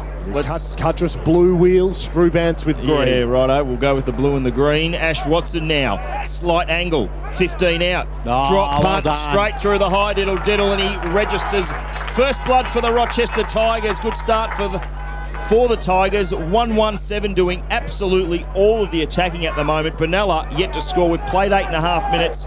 With thanks to Harvey Norman Cole Power. Yeah, well done there. Great, as I said, great to see Ash Watson back. He's been a store to the Rochie Footy Club and Morrison medalist as well. But good start for him, and they're just peppering, as Michael has said. AJ's inside 50s, they are dominating. 6-0 now with Rochester's way. Well, that's the thing. Even an Ash Watson on one leg, you can just rest him down forward there, and that's what he's able to do. Is the ball back in the middle of the ground there. Could have been holding the footy. It is going to be holding the footy. It's a good clearance, just disappointing. He just got the tackle in, but magnificent tackle at the same time. Yeah, Dan Anderson there. Hard as a cat's head up. He certainly is, and forces the turnover there with a brilliant bit of fair aggression. He kicks it up to the half-forward flank there. Sanders got 2 to beat. It floats inside 50 now. Paul Pratt picks it up, handballs it over to Morgan. They're really under the pump here. Benalla picked back up by Paul Pratt over to James Martinello. Did the full 360. Morgan slipped with the pill. It was like a bit of soap there at the moment. Menon, no disposals yet at this point in time. That was a fresh airy too. Picked up there by Jack Spinks. He goes up there. A little bit of luck required here for Benalla. Big fist over the top, skillfully done by Warnock, but there was nobody home for him. Picked up now Mitch Bright. Bright pumps it up to the half-forward flank now. Picked up by Menon. He's going to go back the other way. Good, tough stuff there. Dave Menon finds Warnock on a long lead there, but he's too far out to score. About 85 out from Benella's goal, but this should be their first inside 50 dig. He really wanted it, did Nick Warnock, and he spirals it forward. And I'll tell you what, Warwick, I've got a feeling one of those might, they might just get on the end of one and it'll skim through for a goal. That time it skimmed through over the boundary line. Bit of a mongrel pocket. It was a mongrel there from Nicky Warnock, but I like the way he attacked the Sharon then. Beautiful chest mark. Forward pocket now. They'll go at it. The rucks. Warnock's actually put himself into the ruck up against Oakley. Ball not going anywhere. Both James Martin, Priest on the outside. Here's a chance. Needs to scoop it up. He paddles it on to Jimmy Martin. Sam Martin. He got a fresh area on that one. Oakley out the back. Quick kick away there for the Tigers. Off half back. Good work by Chris Sanders to Perry. Good handball forward to Cuttress. They've got a bit of running game going here to Dan Anderson. That wasn't a bad kick at all. If Brendan can get it, he can pick it up. Beautiful work. That was actually Jared Bacon. He chips it over the top to Strubance. He's going to go in and slam through the Tigers second. And they've made their way to the grandstand here at Deakin Reserve, have the Rochester faithful. And they like that bit of play, coast to coast, if you don't mind it. Kyle Hollywood power on the end of it, Strubance. And the Tigers 2-1-13 leading Benalla. Zip, zip, zip. Back here in the half back line for them. It looked to be a Martinello free kick. It might have been a bit of a hand in back sort of activity, but they were able to polish it up, and that's just wet weather footy at its finest there. He's on fire, Strubance. Love him. Yeah, they moved the ball there almost like a dry weather day, didn't they? Brennan, middle of the ground, down to Watson, out quickly towards Anderson. Anderson finds a target on the half-forward flank here, kicks it into Strubance once again. And that is elite ball use there. We saw Bacon cut Shepparton to shreds last week in a quarter and a half of footy, and Strubance now an opportunity to kick two in as many minutes here. Michael Van Dorsen for AJs. That is their fourth mark inside 50. For a wet day, that's not bad. Morrison medal for this bloke tomorrow, possibly. Oh, he'll be up there. You kick goals in winning sides, you're always a possibility to snag a few votes. Stephen Strubance, 72 goals for the season. He trundles in. About 30 metres is from where he'll kick. The kick looks okay off the boot. It hits the post. Wilbur post, as Digger likes to say. Almost middle stump there as well, so a minus score. I'll move on to 2-2-14. The Tigers, Benalla yet to score. Menon out to the outer half-back flank, looking for and trying to find Charlie Morrison in front of the scoreboard. It's going to come back with interest. Jared Bacon, the kick on goal, another poster. In a matter of seconds, it just went bang, bang, and the Tigers score another. The ball coming in now, the resultant kick is going to be played on, bending over, picking it up. Strubance, big tackle put on him by Jimmy Martinello. Loves it at the coalface as James Martinello. Quick score check again. The scoreboard reads Rochester 2-3-15, Benalla 0. Doing all the attacking are the Tigers, looking the goods at the minute, Dub.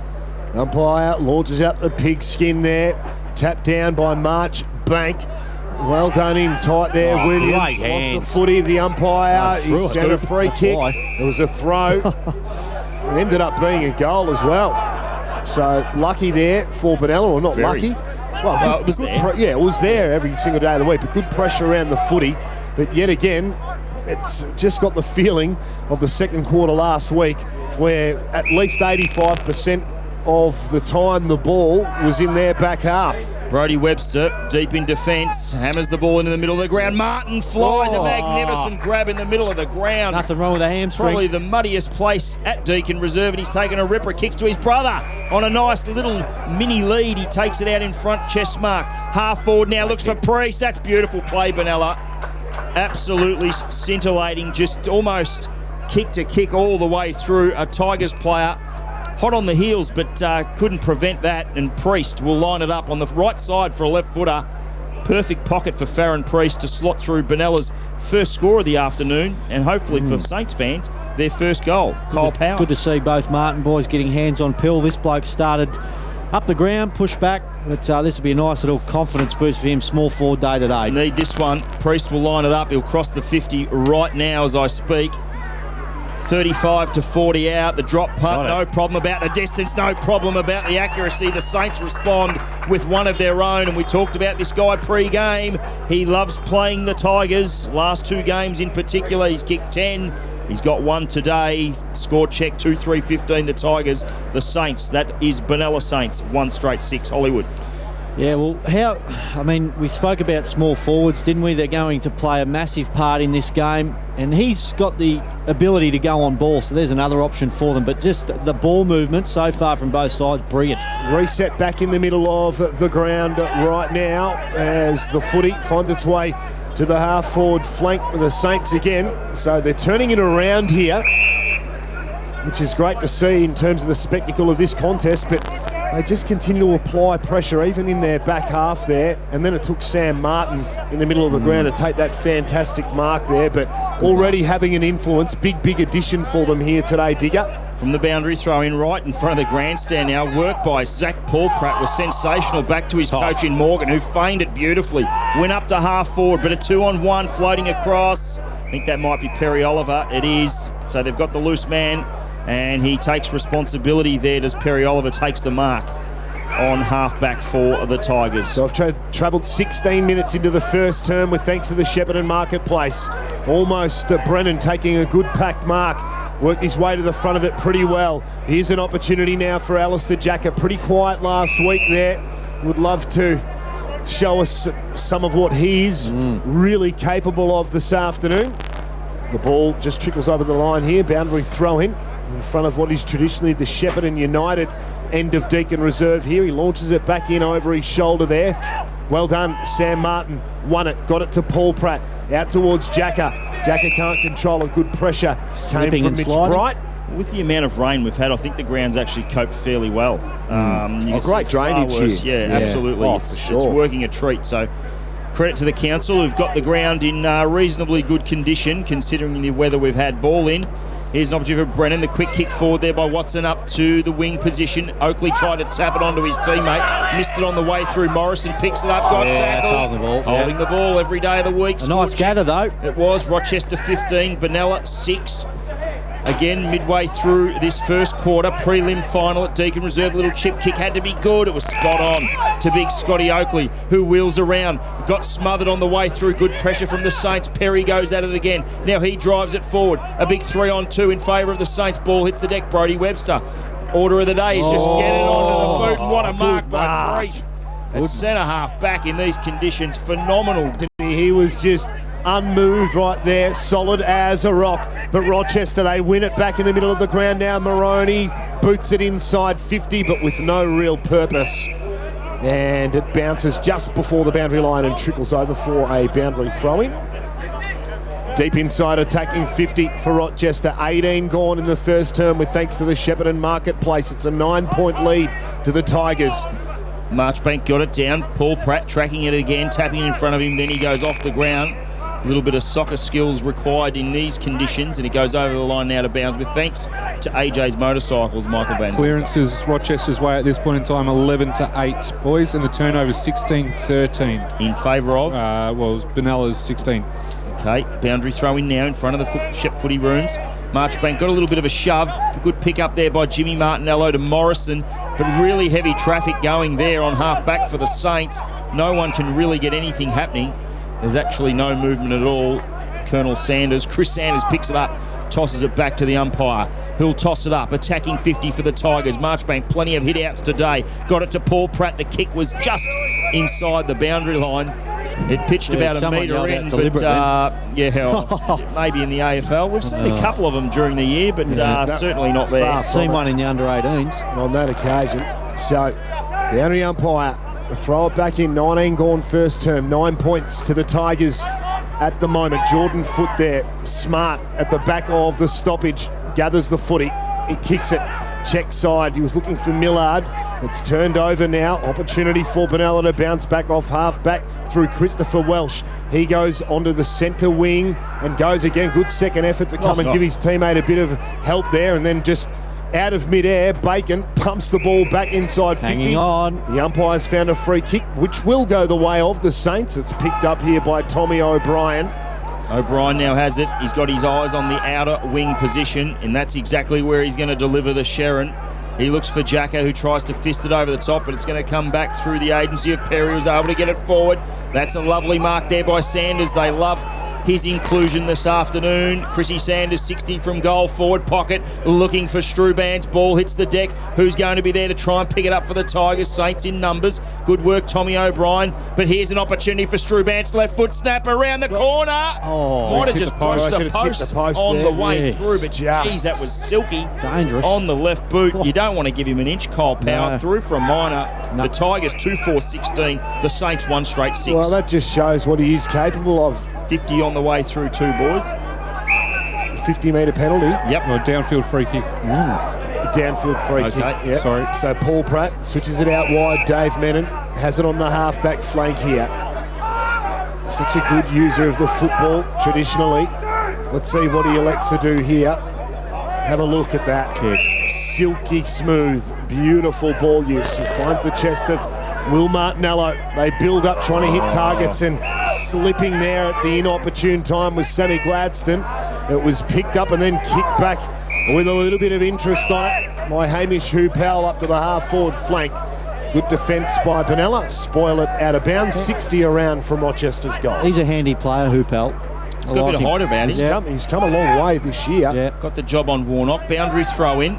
In front now was Oakley. Got the tap down. Players milling around it. Ash Watson in there as well. Perry tapping it along the ground. Little bit of ricochet. Jimmy Martinello at the bottom of every pack. I'll tell you what, he's going to love a hot shower tonight, Jimmy Martinello. He gets himself down and dirty. They go at it again. Oakley and Spencer of Benalla. Oakley gets it now. Little kick. Might have been out in the full. The boundary umpire's right on top of it. And he says exactly that, Digger. Zach Paul Pratt now half back in front of the Shepparton Footy Club rooms will deliver the ball down the wing. Long high kick here. Don't think any mark is going to be taken from this. It's not. James Flaherty spoils it. Quite a few players had a bit of a piece of that, Hollywood. Now the two number 4s down in the Benalla forward line, Martin and Bright. What a matchup. Certainly is. Boundary throwing in grandstand right in front of it. Paul Pratt there trying to pick it up. Martinello again. Look at him. Absolutely go at it. Anderson went hard over the back. Umpire didn't see it, but Williams was there to get it forward. I like Morgan's work out the back. He's just trying to get that kick forward for them. Priest throwing himself in. Martinello again. Absolutely bulldozed right through there by a Tiger opponent. Close to the line now to bounds. Tell you what, tough conditions. Tough calling at the same time, just trying to get that little one out the back. It's a lot harder work for Benalla to get it into the attacking part of their ground, isn't it? Yep. Much, much harder work.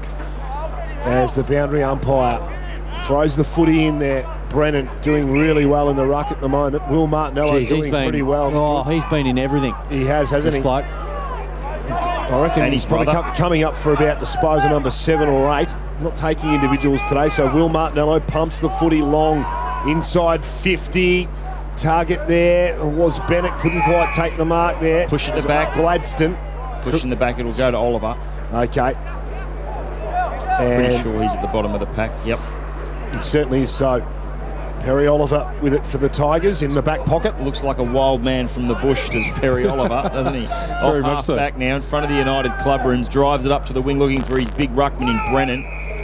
But good work there by Nick Spencer, who fists it over the line and out of bounds. Right in front of the grandstand here at Deakin Reserve. Prelim final day today for an opportunity to have a crack at the number 1 team in the competition, Kai Abram, who'll be sitting back and having a look at this game, no doubt about it. Spencer went down with the tap. An opportunity for Anderson, picked up though by Martinello, who just hacks it inside 50. Oliver was there, fell over. Good little kick off the ground there by, wasn't Marchbank, in fact it was Thompson. Here's a chance for Al Jacker. Little slick handball back for Gladstone. They're making really hard work of it, are the Benalla Saints. Good defence though by the Tigers. Out the back now, Moroney. Up to the wing he goes, but it's going to come back. And it was Tommy O'Brien who took the mark on the outer wing. Yeah, just hooked the kick a little bit, didn't he? Jacker under the pump. Far side of Deakin Reserve now. Luke Morgan comes to help him. Siren beats him. And that is quarter time here in the 2016 prelim final GOTAFE Goulburn Valley Football League, live at you on 1FM 1039, Seymour FM, fm985.com.au, and then streaming live via the Goulburn Valley Football League's website as well. It's a 10-point lead to the Tigers at quarter time here. We'll be back right after this break.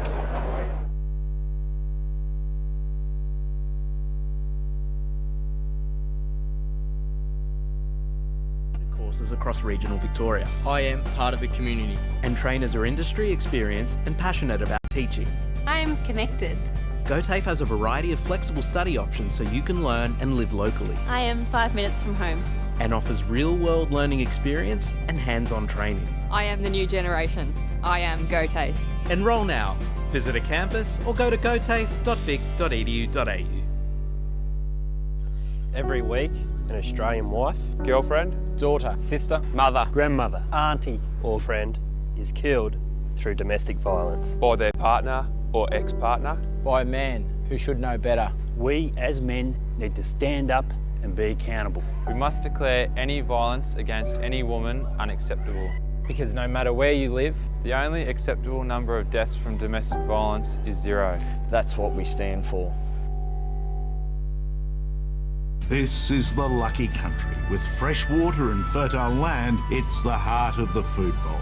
I'm Charles Woolley. This is Greater Shepparton, and great things happen here. Pactum Dairy Group, a $60 million facility exporting milk products to China and Southeast Asia. Pental Soaps, the products you'll find in your home, are made here. Rubicon, a world leader in automated irrigation systems. Unilever, a $182 billion company with over 400 brands. These great companies and great brands are all here. Greater Shepparton is open for business. Engineering innovation, transport logistics, professional services, and a growing retail sector. They even train nurses and doctors here. An enviable lifestyle, education opportunities, and affordable housing make Greater Shepparton a wise investment. This is a great place to build a business. So get online and get your business moving. Greater Shepparton, great things happen here. Welcome back, ladies and gentlemen, wherever you're listening or watching this fantastic event here today. It is the GOTAFE Goulburn Valley Football League's 2016 prelim final here. The rights on offer to play Kyabram in the big dance next Sunday. Don't forget, ladies and gents, all 3 games next week, under 18s, reserves and seniors, will be called on 1FM, on 103.9 Seymour FM, and also via the live internet stream. Wherever you are around the world, you'll be able to access that. Big thank you once again to our premier partners of the live stream here, the Greater City of Shepparton Council, and inadvertently the Great Things Happen Here campaign. Brilliant. Continue to have a look at some of what we feature right across the afternoon through the breaks that we have in between quarter, half-time, post-game as well. We're going to get the goal kickers from you, please, Paul Digger-Tricarico. So at quarter time, it is Rochester 2-4-16 leading Benalla 1 straight 6. The goal kickers for the Tigers, Ash Watson and Stephen Strubantz, and for Benalla, singles to Farron Priest. So as we talked about before, Kyle, really important forward line players for both teams, Strubantz and Priest. They've both got 1 apiece, and well, they'll be looking. Both clubs will be looking for more goals out of those 2 boys this afternoon. Yeah, they will be. Pretty even first quarter. I think Rochester had most of the inside forward 50s, which we'll speak about. But I felt that Benalla were able to. Once they got the nerves settled and were able to compose themselves, they sort of got themselves back into the game. Their midfielders, Martinello boys, just dominating the game so far. The big man, Warnock, Brennan, these types, Marchbank, they're really struggling in the conditions, which is expected. But an even sort of quarter, it's going to really break out. As I said, the survival of the fittest today in conditions like this. But well, I'm looking forward to seeing what the next quarters can dish up, J-Dub. We'll just ask if Michael Van Dorst is ready to give us some statistics with thanks to AJ's. Yeah, I can go with some of those now for you. 2 centre clearances apiece in that quarter.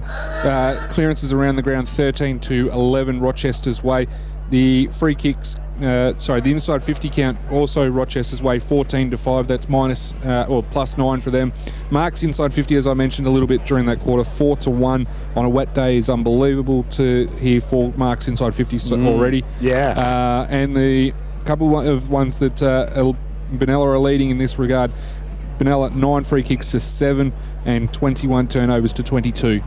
Okay, well, the stats pretty even except for the marks inside 50 and the ball inside 50 as well. With thanks to William Adams Ag, we'll go down to you, please, Sydney the Bridge Aspland. Rochester were very happy with the way they were going. In the back line, don't switch the ball, bring it down this side again. The wind is definitely coming across the ground now, boys. It's still lightly raining and the ground is very slippery, so they don't want to take it on the other side and give their Benalla the opportunity. And don't come up the ground too far. They're saying, Rochester's saying. Now, Benalla the opposite though. Benalla is saying, don't stay back, come up the ground, come up and face the ball. He also wasn't happy with the pressure that Marchbank is given. He wants a lot more out of Marchbank. He's also says we were outworked. It's our pressure we've got to lift and we've got to chase them down. So get going, boys. Don't just stand around and wait till they come to you. Get off your butt and go and get it. Our second quarter sponsors, of course, Harvey Norman. Let's get it back underway. It is 10 points the difference here. Tigers lead. Paul Trakarenko. Back in the middle we go. Martinello, we talked about that man a lot in the first quarter. Went by, boot forward, off the ground. Didn't really work. Oliver's there. Gledhill also, umpire hovering around. We'll ball it up. It's a hot footy. There's no doubt about that. As players, well, in the end, not wrestling each other, just getting themselves done and dusted and up and about. We'll go at it again. Brennan tried to fist it through. Anderson there also, throwing himself in. Sam Martin trying to get it forward. No one can really get any real purchase on the Shepparton. It's just like a rugby scrum at the minute, just moving itself slowly back into the middle of Deakin Reserve. The umpire is there. He crossed his arms. He will throw it up again. And JW, of course, for 1FM, will be taking over. So Marchbank and Brennan. Marchbank works his way to the front there and taps it straight down towards Sammy Martin, whose handball was ineffective. Jacob Perry comes in, then off the ground. The umpire's found a free kick here, holding without the ball. In the glue pot. In the glue pot in the middle of the ground, and it's going to be Jacob Perry who is the recipient of it. James Martinello absolutely covered in mud now, so Perry looks further afield. A fairly open forward line at the minute. Will the footy be able to make the distance to over the top? A big lead at it by Sanders. Couldn't take the mark there. And sticking his head over it once again. Will Martinello, he has been an absolute beast. Got it out to Morgan. Morgan switched it out now to Thompson. Thompson kicks it high, up and under, towards the forward flank there. Well done, Mitch Bright. Worked this away from his opponent and got to the front, but Nick Warnock was there to butter up for the Saints. He, around his body, kicks it into the forward pocket. And Flaherty is there to see it over the line for the Tigers. We'll have a boundary throw-in. Smaller crowd here today, but, well, to be expected with the terrible conditions. Boundary throw-in. Brennan got it down. Opportunity there for Anderson to get it and get onto his boot really quickly. Morgan met the Shepparton, but he was met also by his opponent in foot, who got it forward a little bit, looking for Perry. Here's a chance now. Dylan Williams hacks the ball forward into space. Strubant's one out with his opponent. Coming through, Chrissy Sanders. He puts the Jets on now, gets to the forward pocket. Can he soccer it through? Yes, he can! Magnificent bit of work there by Chrissy Sanders. It's the day for it. Oh, it's the day for it. You just have to have the smarts around the goals, and he did. He kicked it out in front of himself, and he backed his ability to beat his opponent to the ball, and then we just waited, just like Gareth Bale. Cole Power slotted it through on the non-preferred. And through for a Tigers goal. 3-4-22. Rochester, Benalla, 1 straight 6. Thing I worked out about Chrissy Sanders right then is he's quick. In heavy conditions, very quick, was able to bail, like as you said, sausage digger. Burn off Nicky Spencer there, didn't he? Back in the middle we are. A kick off the deck once again, effective. Oh, silky smooth there by Strubant to Watson. Watson got over to Anderson. Anderson, well, off the head nearly of Dylan Cuttress, wasn't it? Tell you what, if that goes through, the alarm bells for mine will start to ring. Well, just for those that don't know, our man here, Digger, likes to go early. Well, in these conditions, to be 4 goals up, be pretty handy, I reckon. Sammy Martin, half back flank for the Saints. Umpire, has he pulled out a free kick? No, he's going to toss it up. Half forward flank for the Tigers, that is. He now does do that. Brennan got it down. Anderson also there, tracking it really close to the boundary line. And in the end, it falls over and out of bounds. Again, score check. Very early stages, a second quarter. With thanks to our wonderful sponsors, JW, Harvey Norman. Absolutely. 3-5-23, the Tigers. They lead Benalla 1 straight 6. Get a throw in there. Brennan taps it down and it ends up inside 50 for Rochester. Williams with his head over the footy. Flicked it out, but Manham was there. He was tackled pretty hard. Not sure how he got rid of that one. Will Martinello, who's been really good for Benalla, is going to get a free kick. He'd have to be getting close to 15 disposals of the game, I reckon. He has had a fair bit of the pill. His right foot kick is high and long up the line there. Fisted down by Warnock and out of bounds it goes. So Benalla, for mine, need to really do something in this next few minutes, just in terms of getting their own ball and getting it forward.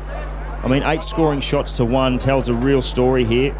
And again, it's heading towards the Tigers' goal again.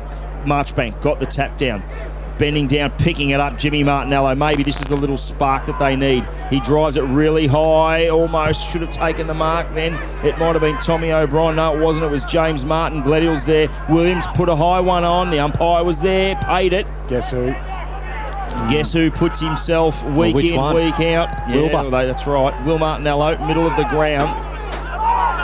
He'll drive it up now to centre half forward. They need something here. Gledhill put the jukes up, almost take it at the fall of the ball. Big tackle put on there. That was lovely Good work.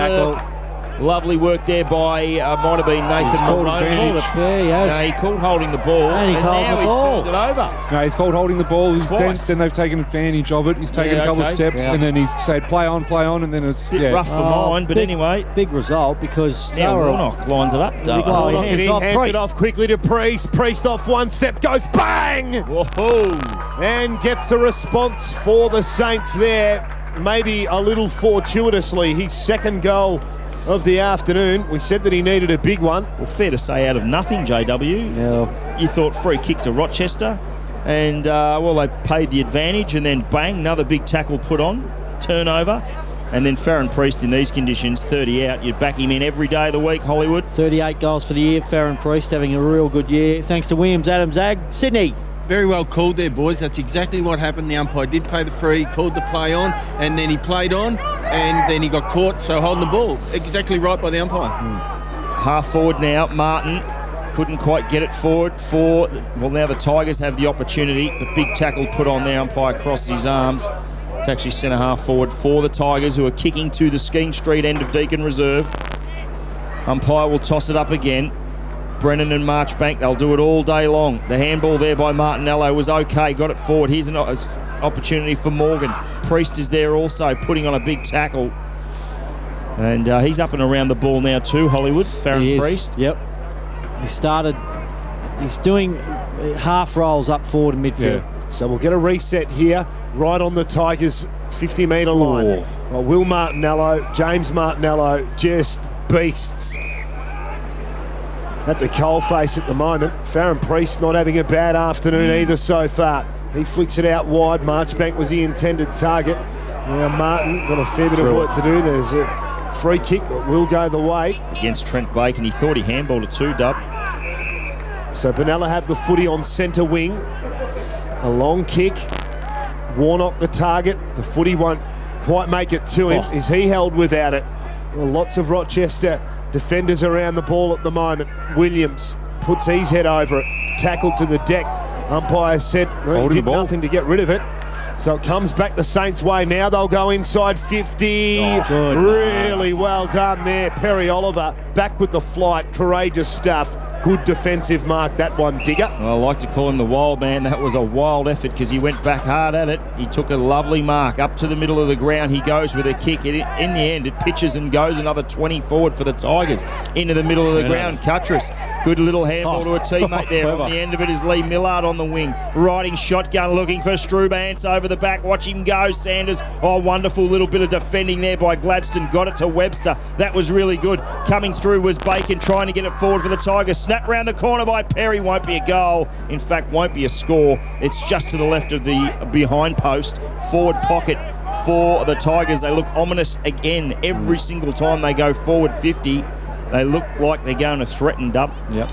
Yeah, they do. They've got so many dangerous options in there. Small with Cutchess, Strubance. I mean, we saw Watson kick a goal in the first quarter as well. Picking up the footy there and going backwards with it was Sanders. He got it to Moroney. Moroney snaps. It's bending around way too far and goes through for a minus score. But great bit of play. There was a great bit of play there, but doing all of the attacking the Tigers at the moment. 24 plays, 12 their way. A 2-goal lead, so not too much to do for the Saints.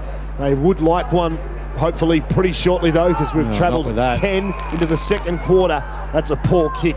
Very, very easy. Scotty Oakley eats those for breakfast, takes the mark. He's going to have to kick the full measure though, Digger. Well, absolutely no one on Scotty Oakley when he took that chest mark. The kick by Webster. In the end, he found himself with nowhere to kick to. Backing himself in here. decided to just put it on the boot, and it fell straight into the lap of big Scotty Oakley. Let's see what he can do. 55 from goal. Wow. It's a magnificent kick off the boot in terms of distance. In the forward pocket, Strubance keeps it in. Watch him go. He tries to get it forward. It's going to be close to the goal line. In fact, it was rushed. Oh, he's very dangerous, little Strubance. Wanted hanging on. 3-7-25. Half a case of to answer there, I reckon. The Tigers, Benalla, 2 straight 12, out to 13 points in favour of Rochester. So Luke Morgan, he'll take responsibility to kick it out and hope for something a little bit better than the last effort.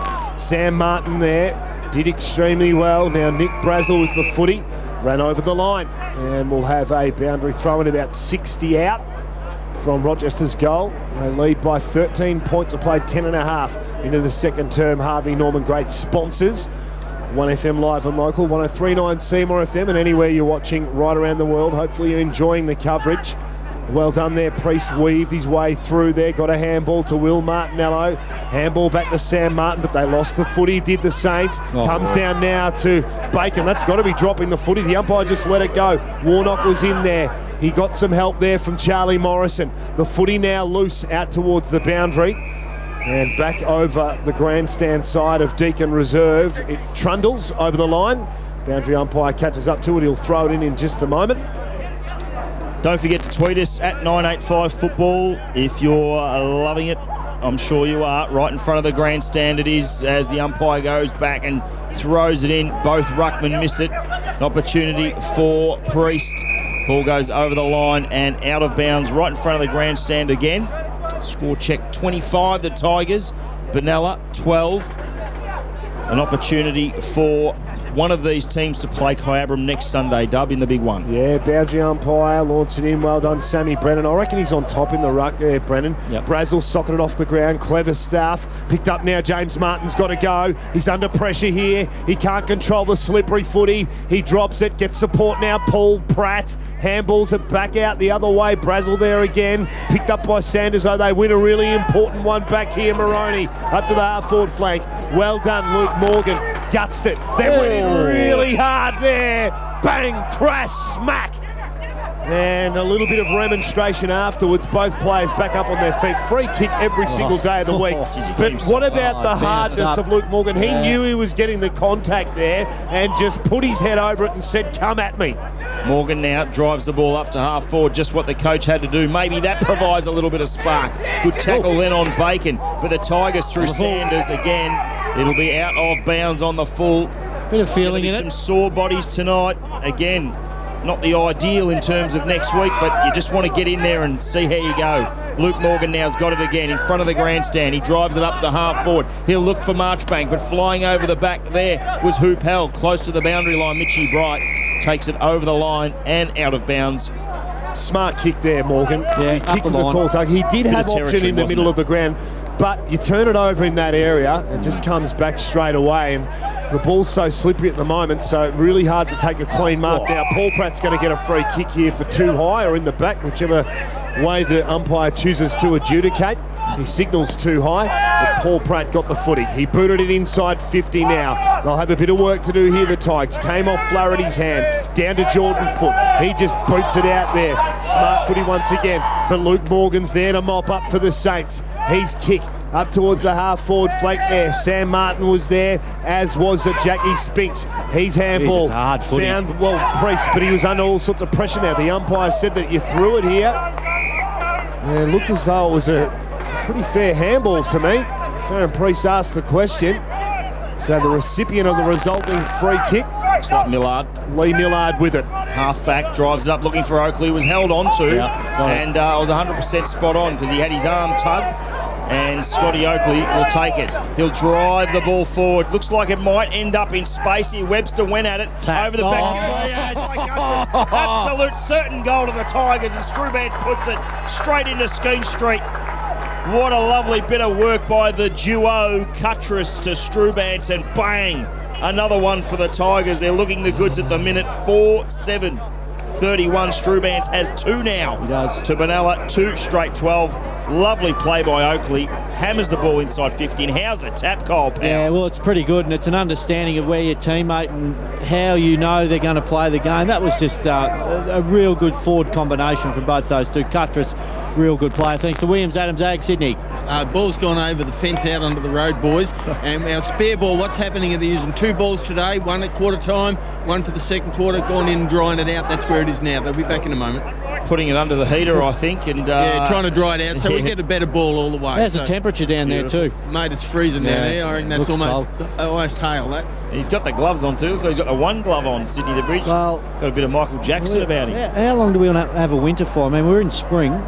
Winter's just gone for months, Digger. Had enough of it. Ball back in the middle. Brennan and the boy Spencer. 19 points is the margin now. The Tigers lead with thanks to Harvey Norman. This one's going nowhere except for in the glue pot. Just a big patch of mud in that area. The ball cops a fair bit of it. James Martinello covered in it. Now off the footy. A bit of contact there. Question asked about the possibility of a free kick. Umpire just said, no, we'll keep things going here. There's going to be a free kick though now. Have a look at Sam Brennan's hands. It's like he's got a pair of gloves on. So Bacon, he wants to wipe him. Wins it middle of the ground now. Now this is dangerous for Benalla. They have to somehow stop Rochester from scoring here. Yes. Straight in the back. He made the most of it, but as you do as a forward, if you're in front, JW... Yeah, he could have almost got an Academy Award for that one, and the umpire was sucked right in, wasn't he? Very similar to Sam Pang's in the charity game that was happening down at Etihad. Sammy Pang, give us a spell. Didn't you see that? You played that? I did. He's not a great exponent of that. Initially, I thought it was the medium, though. Yeah, I reckon it was there. There's Scotty Oakley now. 30 metres out, directly in front. This for Rochester's 5th, and to make it that little bit more difficult, off to the left-hand side, through for a minor. So they're peppering them. 4-8-32 to Benalla. That's Rochester. Benalla 2 straight 12. Kyle 12 scoring shots to 10. As the Saints come out of the back line. Gladstone's there, but it's going to fall over the back. Here's an opportunity for McCarty. Haven't called his name much, but he's a very good player. Hammers it up to the man who looks like he's got a pair of gloves on, but it's mud. Big unit. Big Sammy Brennan. He'll go to the forward pocket looking for someone like Strubance, but he's not going to find anyone other than David Menon. So Menon dishes it out quickly towards Morgan. Morgan goes out wide there. I reckon it might be Chrissy Welsh with the footy on the half-back flank for the Sainters. Cousin of the great man himself. The ball's gone. Let's hope not. There's a high kick. Goes up to a contest there. James Martinello did well. He won the footy back. Second effort sensational. Now Flaherty has 2 to beat. Just contains the ball momentarily. Zach Paul Pratt forced it back out there. Bacon. There's a few in there having a dip at it. I don't think this one's going to result in much other than a ball up. And I'm right on the money as you hear the umpire's whistle. 20 points is the margin at the minute. 18 gone second term with thanks to Harvey Norman. Prelim final GOTAFE Goulburn Valley Footy League. Out of centre wing. Ball really going nowhere other than over the line and out of bounds on the full. And it will be a free kick to Moroney of the Tigers. He'll drive the ball up to half forward. Who can he find? Oh, Sanders. Good little tap over the back. Cuttress is tracking Saints defenders under the pump. But I love this bloke, David Menon. Wheels right, wheels left, then goes out to half back. It's going to come back again. The handball over the top was good. Watson, high ball into the pocket. They'll fly. Almost Strubance out the back. Menon again. Risky handball. He's going to be under the pump. Willie Martinello, he's given it up. Goal to the Tigers through Cuttress. They slam through another.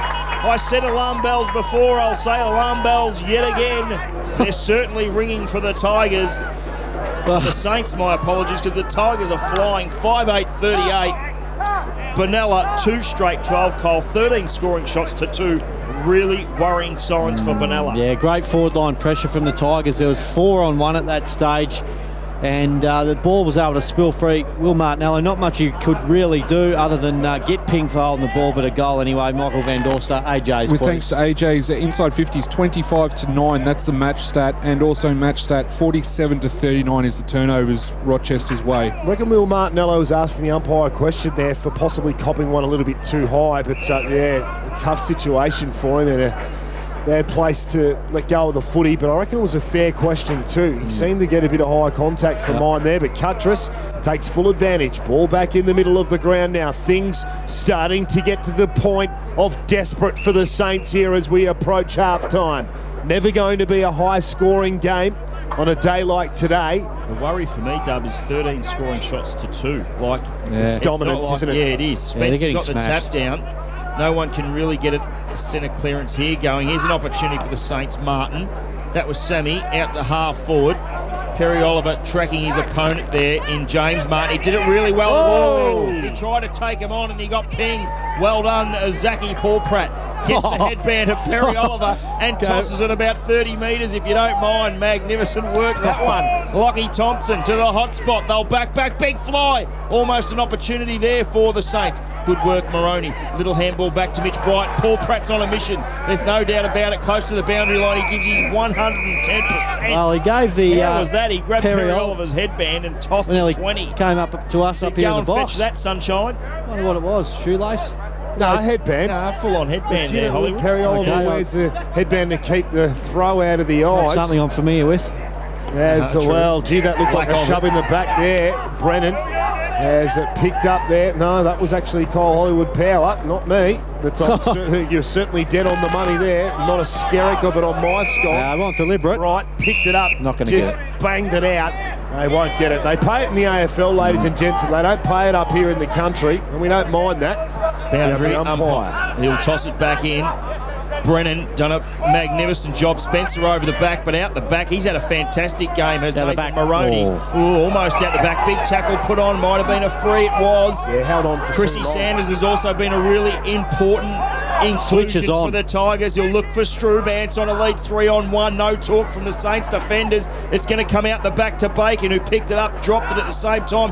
Perry's got it now. Has to be holding the ball. It is. Advantage. And the advantage to Martinello. The Saints, he'll release. Martinello's got Paul Pratt middle of the ground. Going to be a tough one to mark there. Millard put a little bit of pressure on him and it slipped through his hand. Picked up by Bryant. Back to Millard now. Cuttress out wide. He finds Sanders on a really good lead. Gee, they work so well together. You identified that earlier. They just have the awareness to know where the next player's going to be. They work the ball out to the half-forward flank now. Bacon loads up with the right foot. Can we see a little bit of Strubance magic here again? No, we can't. Ball slips over his head. We might see a bit of Cuttress magic though. Doesn't keep his feet. Don't blame him. Slippery as down there. Jagger just toe pokes it along the line. Player hits the fence. Might have been Lee Millard. 100 mile an hour into it. First though. Thank goodness gracious for that. Yes, that... I think there's enough meterage here outside of the boundary line in terms of, stopping those sorts of injuries. Yeah, we see that at ANZ Stadium, that's for sure. Spencer got it down. Williams was there. Out the back, Millard. Well, he sat down and tried to kick it. Paul Pratt just coming through like an absolute freight train. Priest shoved in the back. Good call. Oh, power. That one goes against the Tigers. Priest gives it to Jacker. Up to the wing, but they're man on man everywhere they go. Thompson, Martinello on all fours. Slipped over, tried to get it forward. Nothing doing there. It will be a ball up right in front of the grandstand here at Deakin Reserve, which is packed to capacity. Loving the call, Dig. Loving the call, boys, here. Award-winning on 1FM 2015. Vic Country. Tackled there was Morgan. He's turned it over as well. Excellent stuff there. O'Connor. Hits he has. He's got O'Connor around the corner. He spots him there as well.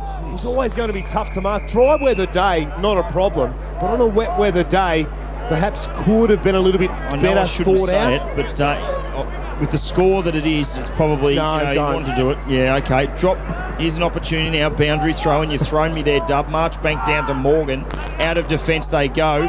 An opportunity there for James Martin. He missed it on the way through. Out the back, Geordie Foot. Tried to get it to his teammate, Mitchy Bright. Didn't work for the Tigers. And it will be a ball up. Almost on centre wing. Good spot right in front of the grandstand here at Deakin Reserve, as I mentioned before, which is full. But it's good to see the rain has stopped. Marchbank and Brennan will go at it again. Down it goes. Priest trying to handball through Martinello. Anderson just got a foot to it. Was able to get it to a teammate in McCarty. He gave it off to Bacon. 45 from goal. Won't be a goal. It'll be a minor. But they're peppering them, Dub. 5-9-39. Benalla 2 straight 12. 27 points. Love to know the AJ's inside 50s played, Michael. 14-6 this quarter. Wow. Domination, Dub. A long kick out of fullback by Morgan, but picked straight up by Chrissy Sanders, and he just bombs it up to the hot spot there. This time Jacob Perry at the back for the Tigers. He's taken over the line by Charlie Morrison, and a boundary throw in deep inside, attacking 50 for the Tigers. Sorry, just to elaborate on that, guys. 15-6 inside 50s this quarter for Rochester, 29-11 for the game. Yeah, it's a massive, massive difference. There's no doubt about it. Marchbank got it down. Who can get it out of them? Almost an opportunity. Strewbanks. Got a little foot on it. Good defensive work, though, by Luke Morgan. Through for another minor. 5-10, 40 now, the Tigers. Benalla, 2 straight 12. A few of those have been rushed, probably 3 or 4. 2. Thanks, Michael Mendoza. Digger. Long kick out of fullback once just again. keeps coming back. Yeah, Sammy Brennan, he's playing some sort of game. Poor kick though. You give a bloke a rap, he turns it over. Dave Menon now has the footy. He spears one, looking for his teammate in Lockie Thompson, and well done. As James Flaherty won it back now. Williams, he's head over the pill. Picked up by Paul Pratt now for the Saints. Goes back the other way. Al Jacker does what he can there. Harassed by Gled Hill. Going nowhere. Whoa! Nothing in it. Not enough time. Little throat punch. Yeah. Or a little jumper. Nothing in it, Dig. Academy Award sort of Logie stuff. Yeah. May very well be, boys. Loving the call here on your award-winning home of country footy. 98.5 1FM, 103.9 Seymour FM, fm985.com.au. And thank you to everybody watching live on the stream via the GOTAFE Goulburn Valley Football League website. A huge thank you to the greatest city of Shepparton Council and the Great Things Happen Here campaign for their support of our stream. Not forgetting, of course, we've got the 3 big grand finals next week as well. Coming up shortly here on 1FM and the live stream, the halftime hack with thanks to HW Greenham and Sons. It is at the half, Rochester by 28 points. John, what time did you get up this morning? I got up at 5:15. Now, you're a successful company director, but you're still a dairy farmer, aren't you? Yes, you can't break those habits. Why Shepparton? You could have gone to a lot of places. All the milk comes from here. You know, Shepparton's probably the one thing about Shepparton is the best spot really to have milk, because we can take milk to Sydney, we can take it to Melbourne, and we can do it here. You got geography on your side. Absolutely.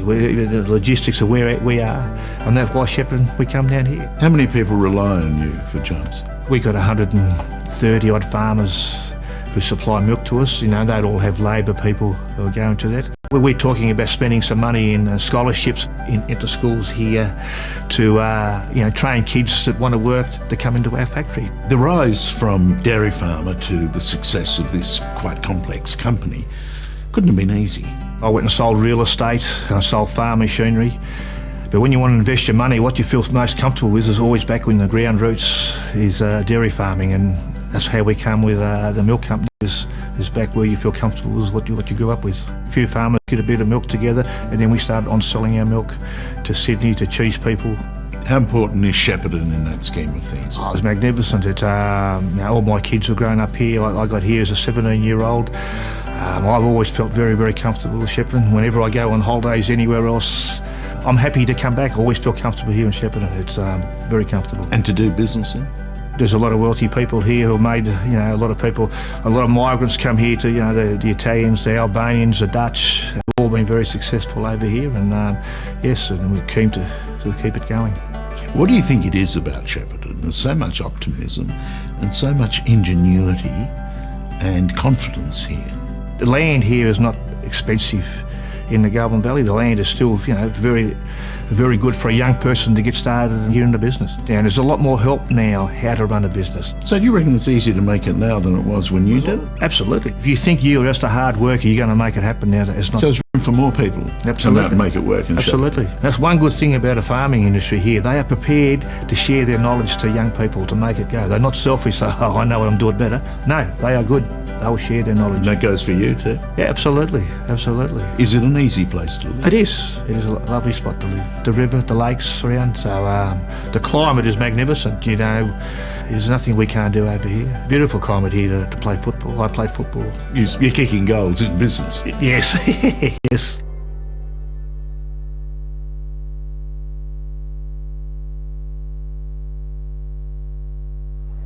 Welcome back to Deakin Reserve. Obviously, pretty wet conditions, as most of us would be aware, but the game is certainly a hot one. There's no doubt about that. Let's go through the score at the moment in this preliminary final between Benalla and Rochester in the GOTAFE Goulburn Valley Football League. It reads like this: Rochester 5 goals 10-40, leading Benalla 2 straight 12. So that's a 28-point lead. In that quarter alone, the Tigers kicked 3 goals 6 to the Benalla Saints 1 straight 6. And just in the background, we must have a Legends game of some variety here. Is that where Dub's gone? No, he's tracking up to the box now. It's the All Abilities fantastic. Okay. Fantastic initiative by the council, absolutely. Now, 2 goals to Stephen Strubance at this stage. So in terms of goal kickers, Strubance has 2 singles to Ash Watson, Chrissy Sanders and Dylan Cutress. For the Benalla Saints, Cole Power, only the one goal kicker in Farron Priest, and he has both goals for the Benalla Saints. Are you ready for some stats, Michael Van Dorsa? Are we ready to cue with that? Can go with some stats. Beautiful. Here. That's not a problem at all, boys. Centre clearances: Rochester 6 to Benalla's 3. The clearances around the ground, Benalla are actually leading that one by 1, 21-20. Turnovers. This is a big one, and you probably expected a fair amount of turnovers for this first half of football, considering how wet it is outside. 53-46. You give that to Rochester. It's a minus, mauling, plus isn't it? 7 in that respect for them. Free kicks. Benalla getting in front early, and free kick count 21 to 15, so that's a plus 6 differential there.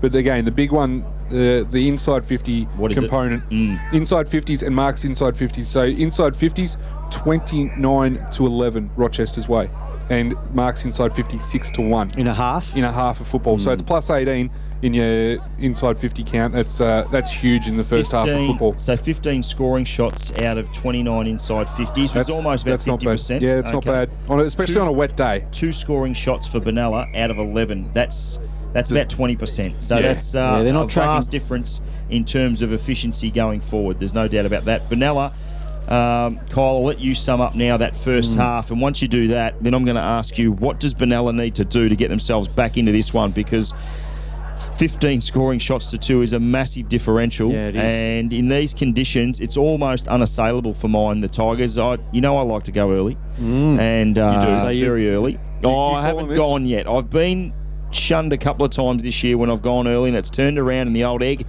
has appeared on the face. So I'm not scrambled. I'm not ready to go just yet, but I tell you what, give me 5 minutes into the third quarter. They need to kick the first couple. And if the Tigers get on the board, it's all over Red Rover for mine. But let's just see how it plays out. Cole Power, your thoughts on the first half? Well, domination from a midfielder perspective in terms of, I mean, the dominance of their midfield from Benalla, I think, is getting on top early. But the two Martinello boys, if they're going to continue it up, they need some help from other players, some senior players. It's just been a full team effort from Rochester. I think the domination up forward for Cutress and Strubance in having a great forward combination in them, in particular these conditions. They just read each other really well. I've liked Ashley Watson's return, albeit hasn't done much, but he gives the club and his teammates a bit of a lift. Brennan in the ruck against Marchbank, we talk about that. Brennan's probably got the honours, and Brennan's working really hard around the ground as well, which is good. It's a real tough, hard contest, as we know, but the inside 50 domination from Rochester, it's just about the dam wall. We've had a lot of rain. The Hume Dam is absolutely exploding, Digger, and I'll tell you what, it might be exploding here in the second half, because it's all happening here at Deakin for Rochester supporters. So look, they are 1 foot into a grand final at this stage. I can't see Benalla turning it around and actually getting... Are you going early? No, I'm not going early, but I can't see them winning this game of football at this stage. It's coming down to disposal efficiency, and I don't have the numbers there in regards to that, but the disposal efficiency for Rochester is far and away that much better. You just have to look at the turnovers in that respect, and in that quarter it was 32-24. And I mean, that's unbelievable. I know it's a wet day and all that, but I think Rochester have adapted better. And I'd take Sydney's example a little bit earlier in regards to, Benalla's been training on a ground that's been similar to this, but at the same time you're like, well, it's different. The pressure that Rochester have brought today, and I think in a lot of ways they might have come in as underdogs. I mean, we all picked them up here in the box, but they could have come maybe the overall field would have been towards Benalla because they've been there before. Yeah, fair that's call. exactly right. I pose a question to you, Kyle Power, in terms of Luke Morgan's role in that first half. Sort of a kick behind the play or a handball behind the play. Copped some heat, didn't he? Playing at centre half back. He copped a couple of nice ones right in front of the grandstand here.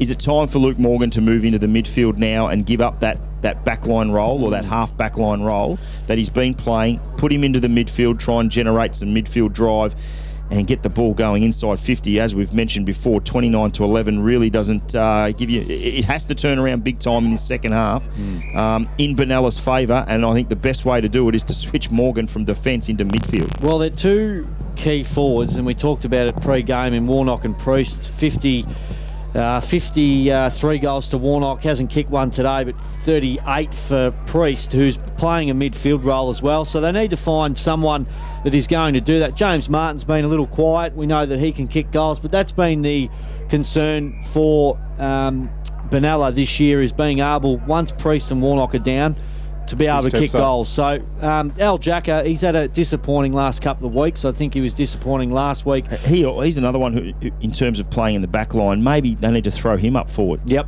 And, well, they've got to roll the dice. They do. They've got to throw it around, throw the magnets around, and see what comes of it. Because if it stays like this, Rochester are going to win and win big time. Do you reckon Benalla have gone in a little bit top heavy? Not necessarily. That's the experienced side that they've gone with, and. In terms of Marchbank, they're always going to play him. Conditions certainly haven't suited him, but you certainly wouldn't have him in your side because of the conditions on a day like today. He's your number one ruckman. And he is giving them first use of the ball most times. Yeah. Kyle mentioned it before. Big boy Sammy Brennan, around the ground. He's been getting his hand on it, and he's been very, very good for them and for their midfield. It's the little guys for me. Millard, the Williams.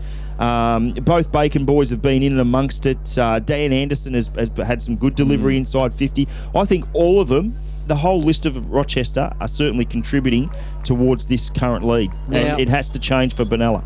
Yes, I was going to say there's only probably your Martinello boys. That's right. There's only a certain section of Benalla players at the moment who are probably holding their head high. There's a much bigger group of players that need to lift in this second half. Going back onto your question, Digger, that I didn't answer, Luke Morgan, should he go back onto the ball? I think he's better off suited at half-back because there's a lot of footy coming down there. They've got enough midfield experience. That's fine, but I think to turn it around, does he have to get the ball forward now? We need to get him in the midfield. I'd be putting Brody Webster up forward. That's number one priority for mine. I think they, as we've seen, lacking another forward target. He's a good player up forward. But you are right. They need to turn something around for them to get back into this game. JW, welcome, or Sydney the Bridge, Aspland, in fact, welcome to the broadcast. Look, I've thought out the live stream. You can come over here, mate. You can get your big noggin in front of the video if that's what you want. There we go. And it's probably a good idea because you might hide the bald man in the background. Good, mate. I tell you what, the differences in the style of play out there. Rochester are moving the ball, whereas Benalla getting it out and trying to handball to each other and getting that open free kick. And it's just not working. They're not able to move the ball onto each other, so there's no continuity in their play. So as a consequence, they get the ball and then it gets rushed off and taken back and it's fired back in again to Rochester. So Rochester are all over them like a rash, and I'm not sure where they go. But I don't know that changing players is what's going to change it. It's got to be their attitude. It's got to be what they're trying to do with the ball has got to change. To some degree, he's spot on, Kyle. But I also think what might happen with the change of attitude is the change of positions as well. All of a sudden, I'm going from centre half back. Me as a player, I've been thrown into the midfield. All of a sudden, I need to extract that pill and get it forward for my team. So my attitude, something's got to happen in terms of what they do with the magnets. Luke Morgan has to throw it around. And it's all or nothing for mine. You're right before, Bridget. The ball coming out, they've had 10 behinds, Rochester. Benalla's had 10 opportunities to get that ball out of defensive 50, and I don't think they've done it once. Every time it comes out, it comes straight back in again. And I reckon a lot of those inside 50s of yours, Michael Van Dorster, have probably been just on the periphery of the 50. Yeah. You know, a Brennan or one of these guys is there marking the ball and it just goes back again. Benalla's and the damn wall is going to break. Benalla's last goal, please. Yeah, look, 6 minute mark of the second quarter. They kicked one in the first quarter at the 15-minute mark. So, 6 minutes into that second quarter for the Tigers. They've obviously scored 3 goals in the second quarter at the 3rd minute mark, 14-minute mark, and the 19-minute mark through Dill Cuttress, where it was a bit of a Lux of Fortune goal. He was in the right place at the right time. Will Martinello spilt it, and he was there That's what you to need kick to a do valuable goal. on a day like today. The thing is, the majority of the game is played in the Rochester half, so you're going to get those nifty little goals from Strubance or Cuttress or whatever, whereas Benalla, the ball's just not in there, and when it does come up, it's whipping straight back out again. So they've got to stop that at the centre line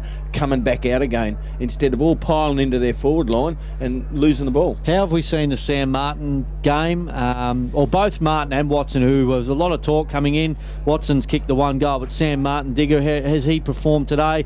Finding his feet, trying to, but that midfield dominance of the two Martinellos probably shading his output. Yeah, I think Sam Martin will work himself into the game. Obviously, a little bit of a spell. Ash Watson, he wouldn't have had too many possessions. He has been able to kick a goal, but again, we'll see more of him in this second half, you would think. You're on the home of country football. Just before you go, just to let you know that weather has cleared, so the rain is gone now.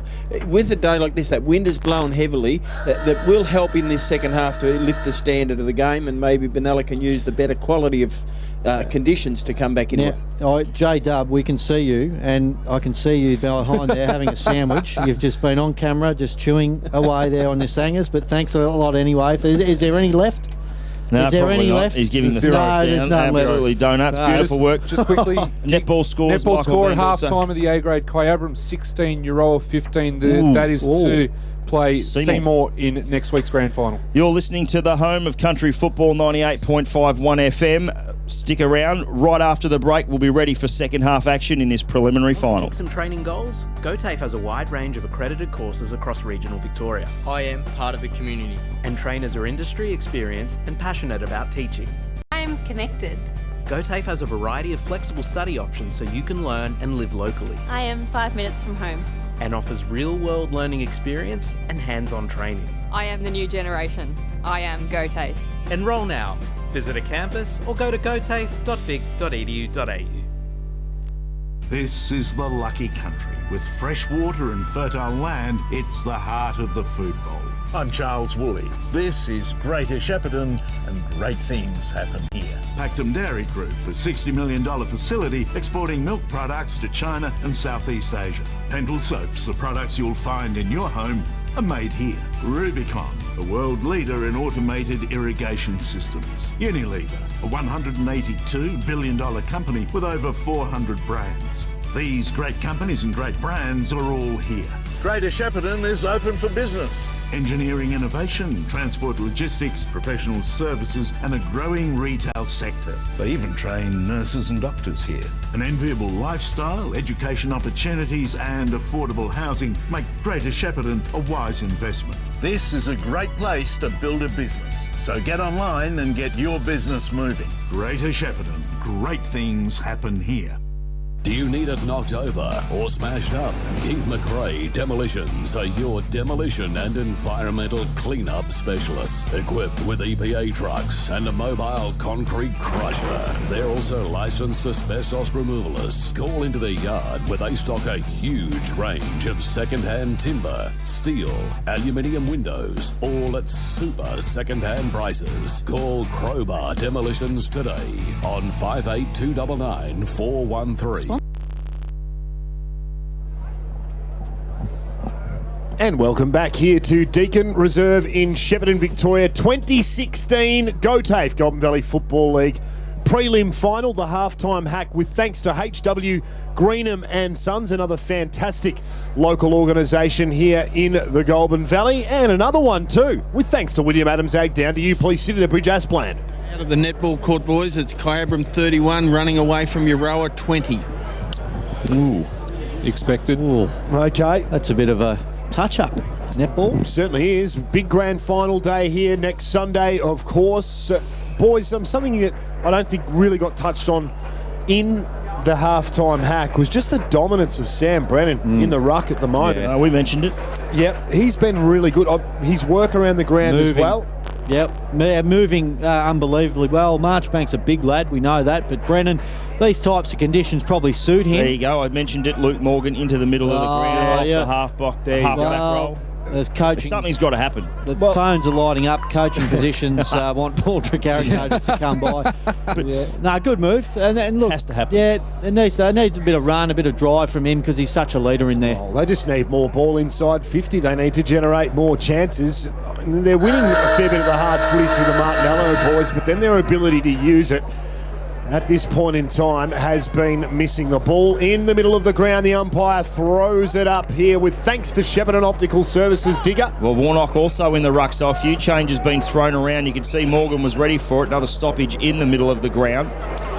And it was Fintan Brazil who was on the bottom of the deck. Anderson and Morgan just sort of just sorting each other out at the moment. I reckon it would have been a pretty stirring spray from Luke Morgan at half-time. Warnock gets it down. Maroney, though, first inside 50, goes the way of the Tigers. Webster spilt it. Snap around the corner. The perfect start for the Tigers is not there. Touch. It was touched. Jared Bacon. I saw the goal umpire go with the old slap of the back of the hand. She might have been warming up, Digger. And through, well, yeah. Oh, she was warming. 5-11-41, the Tigers. Benalla, 2 straight 12. There's probably plenty of talk. There's got to be action now from Benalla Dub. Long kick out of full back. Well done, Jordan Foote just got a fist to it there. James Martin, he's prepared to go hard at it. He handballed it out to Luke Morgan. Will Martinello. I wonder how many disposals he had in the first half, but just 2 goals is all they were able to generate. Shepparton Optical Services, great sponsors of 1FM Live and Local. Thank you for your company on 103.9 Seymour FM and anywhere that you're watching right around the world. Boundary throw in. Warnock took front spot. Brennan, though, got it down. Watson also into the middle as well. Anderson tapped it forward. Could have been a free there going the way of Nick Brazil. Wasn't happening. Ball under the pack again. O'Connor just skirting around. Umpire. Ball not really going anywhere, in fact. So now he'll toss it up. Good work by Warnock. Got it down to James Martinello, who handballed it over the top looking for his brother. Will to Luke Morgan. They did a little bit of 1-2. Wax on. Bit of do-si-do near the boundary line. In fact, it went over. It'll be another boundary throw-in. They're a really settled side, Rochester, aren't they, Kyle? It's just... They're right across the field. You can see them really settled at this point in time. Yeah, they are. They've had a great year, remember. They finished second. That's it. Their awareness is so good. They just know what each of their roles are and where the next player's meant to be. Ricochet. And they're out of bounds on the full there. So O'Connor. That's when you know it's not your day, is it, Dub? Yeah. One of the Rochester players to return to this lineup this afternoon. He kicks it up to forward 50. Doesn't quite make its way inside 50. Picked up by Al Jacka. His handball was smothered. Now going hard was Jack Spinks. Did he? High fend off. Going back the other way against Spinks. So he's going to have to give the ball here to Dylan Williams. I don't think he likes it, but Dylan Williams has it. Probably beyond him here, distance. But he'll try and kick it up towards the hot spot. Bit of a shank off the side of the boot. Jacob Perry. Well, I think he wanted Perry to run into that bit of a space there, and the kick sort of slewed off the side of his boot a little bit out of bounds. On a day like today, though, that's probably not the right pocket to be kicking the ball to, is it? Yeah, and in conditions like this, not always, easy to get exactly where you want it. So, boundary throw in. Rucks go at it. Ball hits the deck. Plenty of players mill around it. Dan Anderson had it, wanted it. Umpire would just chimed in and blew the whistle. So again, 25 metres out from the Tigers' goal. Warnock in the ruck, big change there. Good work there for the Saints coming out of the back line. Lockie Thompson tracks it close to the boundary line. He was under the pump by Mitchie Bright for the Tigers, and the ball is over the line out of bounds. And it seems like for the first 3.5 minutes of this quarter, the ball hasn't moved from this half-forward flank, almost in front of the grandstand. Tosses it in. Rucks went at it, missed it. Ball hit the deck. Maroney there got tackled. And at ground level, good tackle it was too by Farron Priest. They need a real lift in midfield, do the Saints, and it's all or nothing in this quarter, JW. So Warnock did well. He spins Brennan out of the way, but Brennan's second effort good, gathers the footy. Martinello in tight, working hard, got one over the shoulder as well. How many times we see that, this bloke on the bottom of packs? This, the James model with the footy. Looks further afield. He'll go high. And this should be spoiled by Rochester. It is. Well done, Morgan. Handball, but he Got it straight over to O'Connor. He made a bit of a blunder there as well. But Bacon there to support now. Looping handball over the top. Perry runs onto the footy. He can't control it. Menon, kick smothered. Millard now with a chance inside 50. Clever. Sockers it forward there. Strubance now. This way, that away. Handball back inboard. Watson, he's kick smothered. It's almost like a game of soccer at the moment. Morgan, he disses it out wide there. Martin, that was James Martin, up to the half-forward flank there. Over the top came Spencer. Handball, really well done there. Sam Martin inside to Marchbank. He's got a fair bit to defend there, does Hoopel. It's up Marchbank, did okay, brought it to ground, but then Moroney was there just to pick it up once again. Slung over the line in the kicking motion, forced him to kick it out of bounds on the full, Mitchie Bright. So Will Martinello will pump it inside 50. He'll drive it forward, looking for Marchbank, who flew a little bit early. Flaherty's there in the end, took the mark. Handball off to Mitch Bright, who squares it up. You normally don't go across goals defenders, but he did it nicely to Cuttress. Up to half-back, Bacon got a shove, and it might have been a free kick. It was. I think that might be Trent Bacon, in fact. Just tell me, Dub, is it 10 or 18? Is it Trent or is it Jared? I reckon it's Jared, because I know on the right boot he likes it. Out to the wing he goes, but he coughs it up almost. Zachy Paul Pratt's there. Good work off the ball. Lovely by Sanders. And someone's been pinned for holding the ball. So it'll be a Saints free kick. Al Jacker picked it up. It'll be Tommy O'Brien out there. No. Brazil. Fintan Brazil. He kicks it up to half forward and fortuitously onto the chest of Warnock. That's exactly what he does there. Coming from behind though, Sam Martin just puts a fist on it now. Foot runs into trouble. He was tackled. How did he get rid of it? The crowd want to know. Play goes on though. Contested ball inside Benella's 50. Nothing doing. Umpire blows whistle. Ball up. 15 out from Benella's goal. They need to convert from this stoppage if they can. On a drier day, the matchup with Hoopel and Marchbank probably pays off. It brings them back down to evens now, doesn't it? Tap down. Oh, look at that sliding through. Farron Priest almost kicks a miraculous one. Didn't get it through the sticks, though. Close to the line, out of bounds. Mitch Bright. We've played almost 7 minutes into this third quarter, and only one minor that way of the Tigers. Boundary throw-in. That would have been goal of the year. 5 around from the Benalla goal. Marchbank certainly has the height advantage. Got the tap. Brennan there putting pressure on. Gladstone just skirting the pack, waiting for it on the outside. Gledhill putting his head over it and getting in there, getting dirty, along with Sammy Martin, who'll toss it back to the umpire. 20 out from the Benalla Saints goal. They'll go at it again. Third man up. Gladstone. Ball hits the deck. Bending down, trying to scoop it up there. Priest also. Nothing doing there, and the umpire will cross his arms. They'll do it all again, Dub. Yeah, they've got it locked inside their forward 50 at the moment, Benalla. So that's one positive. They need to try and generate a score out of it if they can there. That's going to be a free kick for holding the man. Jacob Perry will be the recipient of it. Hard tackle, wasn't it? It was by Sammy Gladstone. Perry goes out wide, finds a lead. Millard. He'll go with a high pitching wedge over the top. Mitchie Bright now off the half-back flank. Boots it really long.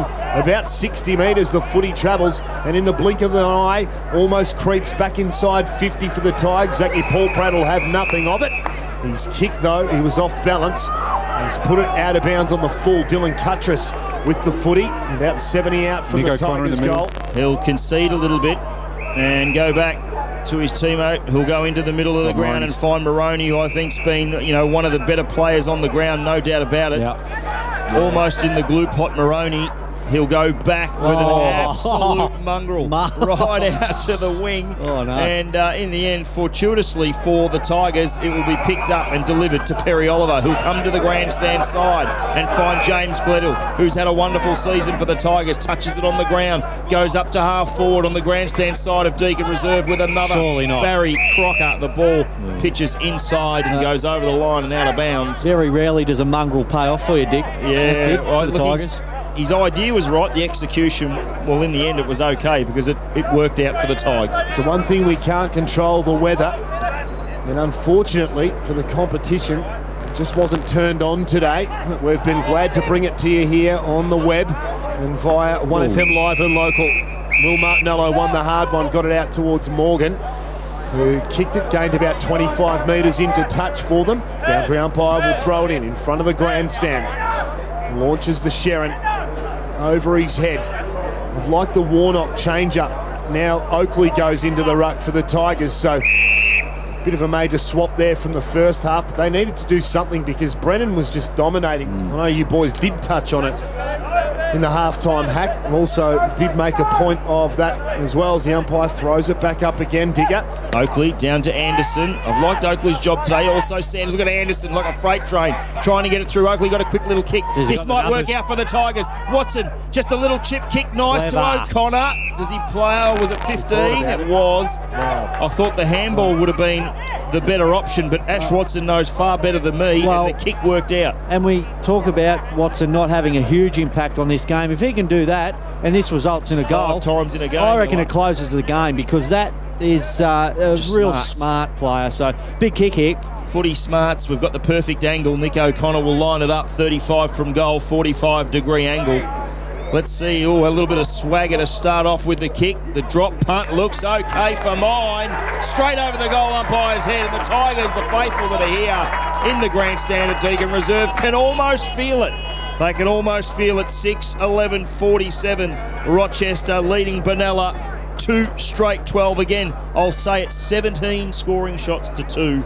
Tells a story for mine, and I really can't see a way home for the Saints, Kyle Powell. No, either can I. It's going to take an unbelievable performance in the last quarter, but they haven't scored in a long time. They haven't scored a goal in over a quarter, I believe. So, yeah, we're really struggling at the moment. Back in the middle it goes. Marchbank has moved back in there. Priest runs through hard. Can't control the footy. Going at it again, Benalla, but they lose it, and Rochester come back the other way, picked up by Watson. He just has a handball to Perry, hit his chest, bounced off. Well done there, Welsh. Got it back to Jacka. Jacka now further afield to Farron Priest. He's been one of the shining lights as far as any attacking sort of prowess has been concerned for Benalla this afternoon. Spinks now over to Priest. Priest dishes a hand into board towards hitting the deck there was Nick Spencer. Picked up now by Moroney. What a day he's had. Picked up again now by Priest. That's cold dropping the footy. The umpire left the whistle in the pocket and they play on. Bacon now launches it inside 50. Out the back. One-on-one contest. Strubantz is there. So's Ash Watson. The race is on now, out towards a loose footy. Watson's going to make it there. He takes a hard tackle, gets some support now from Cuttress, who's rolled over the line by Welsh. I want Sydney the Bridge to keep an eye on Ash Watson there. He looked a little ginger. I know he's missed out on a lot of footy, but looked to pull up a bit lame there, old Ashley. No doubt about that. Boundary throw in. We'll keep an eye on Ash Watson. He's been handy though. Brennan in front of Marchbank. The tap down went straight through the legs of Martin. Through to Chrissy Sanders for the Tigers. I'll drive it again inside 50. Big opportunity here for Oakley at the back. Strubantz at ground level. Tried to get Boone on ball. Was slammed to the ground. Umpire said, play on, boys. Here's an opportunity for Cuttress. They're throwing themselves in. Could have been shrugged out there. Strubantz could have been a free kick. Here's an opportunity for Morgan. Couldn't do it. Sanders. Cuttress checks on. That'll put the final nail for mine. And Dill Cuttress, check side, bang. Oh, that was a cracking goal. 20 metres out. He just does it so well, does Dill Cuttress. Thought it could have been a free to Strubantz, but Cuttress just picked it up and went bang. Probably should have had a couple of free kicks there, Strubantz, putting his arms up and pleading for it. Probably not the favourable for umpires. I don't really like that, Digger, but Cuttress too, Strubantz too, forming some sort of act up there, wet weather footy specialists. That's what's winning it for them, no doubt about it. 7-11-53, the Tigers. Benalla 2 straight 12, with thanks to AJ's MVD. Benalla now over 30 minutes of playing time without kicking a goal. Yeah, no, you're right. Or kicking a 100%. score. That's right. 6-minute mark of the second quarter. Back to you, Dub. 41 points. It's a long way back for the Saints. 13.5 gone in the third term here, just controlling the game now are the Tigers. Flaherty dishes it out towards Bacon. Bacon really starting to turn it on in this third quarter now for the Tigers. Manning under the pump, ragdolled off it. Gets some help now from Morrison. He's going to need it. Over the top to Jacka. Jacka ran into a brick wall. Dished up now by Williams. Gets it back towards Bacon. Bacon's handball was cut off. Picked up by Jacka. Jacka goes up towards centre wing. Fist over the top there, probably the right option for Gladstone. Couldn't mark. Flaherty made it really hard for him. Now Zachy Paul Pratt around the body. Another one out of bounds on the full. Second one of the quarter. Zach Paul Pratt, kick under pressure. Not much more he could probably really do there, and I reckon Lee Millard, who's just extracting the pill from the car park. Had to go and get it himself, which is amazing. He drives the ball up to half forward. Jacker missed it on the way through, so too Oakley. Jacker got it back again. The handball put his teammates under the plate. Nick Brazil caught one. Caught one really high. Brody Webster. Webster was his head off. Okay. Webster now, defensive 50, will chip and look for a teammate there in Fintan Brazil. Deep in his defence. Oh, that kick was a little bit risque to Morgan, but he was good enough to get it and go again. Off to Paul Pratt further up the ground. He's under the pump on Millard. Good work here for the Saints. They'll go up to half forward. The kick was okay. It spilled out the back. But look at Mitch Bright, 20 metres in front of his opponent. He's made really hard work of it. That was good pressure from the Saints inside their forward 50. They need to respond. Something needs to happen for Benalla here. Mitch Bright to Trent Bacon. They're going to be out here to Dylan Williams, JW. So Williams over the top now to Millard. They can build towards something here. The Tigers are able to control the footy here through Millard. Pressure came back from the Saints the other way. Oakley was able to help out. Off the deck now, umpire found a free kick, paid advantage, cut off again. Long kick inside 50 for the Tigers. Look at the numbers. Strubance, Cuttress, the Mosquito flea crew here for the Tigers. Jacob Perry couldn't get boot to ball. Good pressure, Menon forced the free kick back the other way and finds Morgan out wide. Certainly lifted a notch, but Benalla need to come to the party. They need to score in their next foray when they get that opportunity. Marchbank, centre half back. The momentum is all going the wrong way for the Saints. Out to the wing, looking for Jacker. Takes a nice one. Was dealt with after taking the mark. Why would you play on and do that? It's beyond me. But anyway, got it to Oakley inside 50. Cuttress, big spoil. That was lovely work by the Benalla defence. Williams put his head over it. Was tackled at the same time. Here's an opportunity now for O'Brien. Shipped out a little handball to Paul Pratt. Up to half forward. Warnock got the jukes up. Got dealt with at ground level. Good work by McCarty for the Tigers. Yeah. Umpire wave play on really tough ball. Glenhill gave one away there. Got to be now. Tommy O'Brien in the head. So he goes short now into Luke Morgan. Good and mark. How good is that in terms of work rate? We've seen 100%. about a minute ago, gets a disposal inside the back half there and then just gut runs down forward when he felt as though there was some momentum coming back the other way. And that's what you do as a playing coach. You lead by example. He must kick it. Yeah, must. He lines up here. Morgan to give the Saints a heartbeat. It looks as though it's done enough. And Luke Morgan gives a bit of a fist pump and a couple of high fives. Then laboriously just puts the head back down and runs back to either the midfield or the half-back flank. I reckon he's going to stop right in the glue patch in the guts. We'll go down to the boundary, please. Sit in the bridge, Aspland. Yeah, taking into account that there is a 2 to 3 goal breeze going the way of Benalla. So, they needed a lot more than a goal or two to get themselves out of trouble here because Rochester are going to have it in the next quarter. Now, doubts with Sam Martin. He is playing as a deep forward, not 100%. 7-11-53, the Tigers. They lead Benalla 3 straight, 18. Out the centre wing position go the Tigers from the clearance up to half forward. Looks like it's going to go over the line and out of bounds. That kick coming the way of Jordan Foote with thanks to AJ Motorcycles. Just quickly saw the score come up on the big screen before for the A-grade netball. 36 for Kyabram, 21 for Uriah.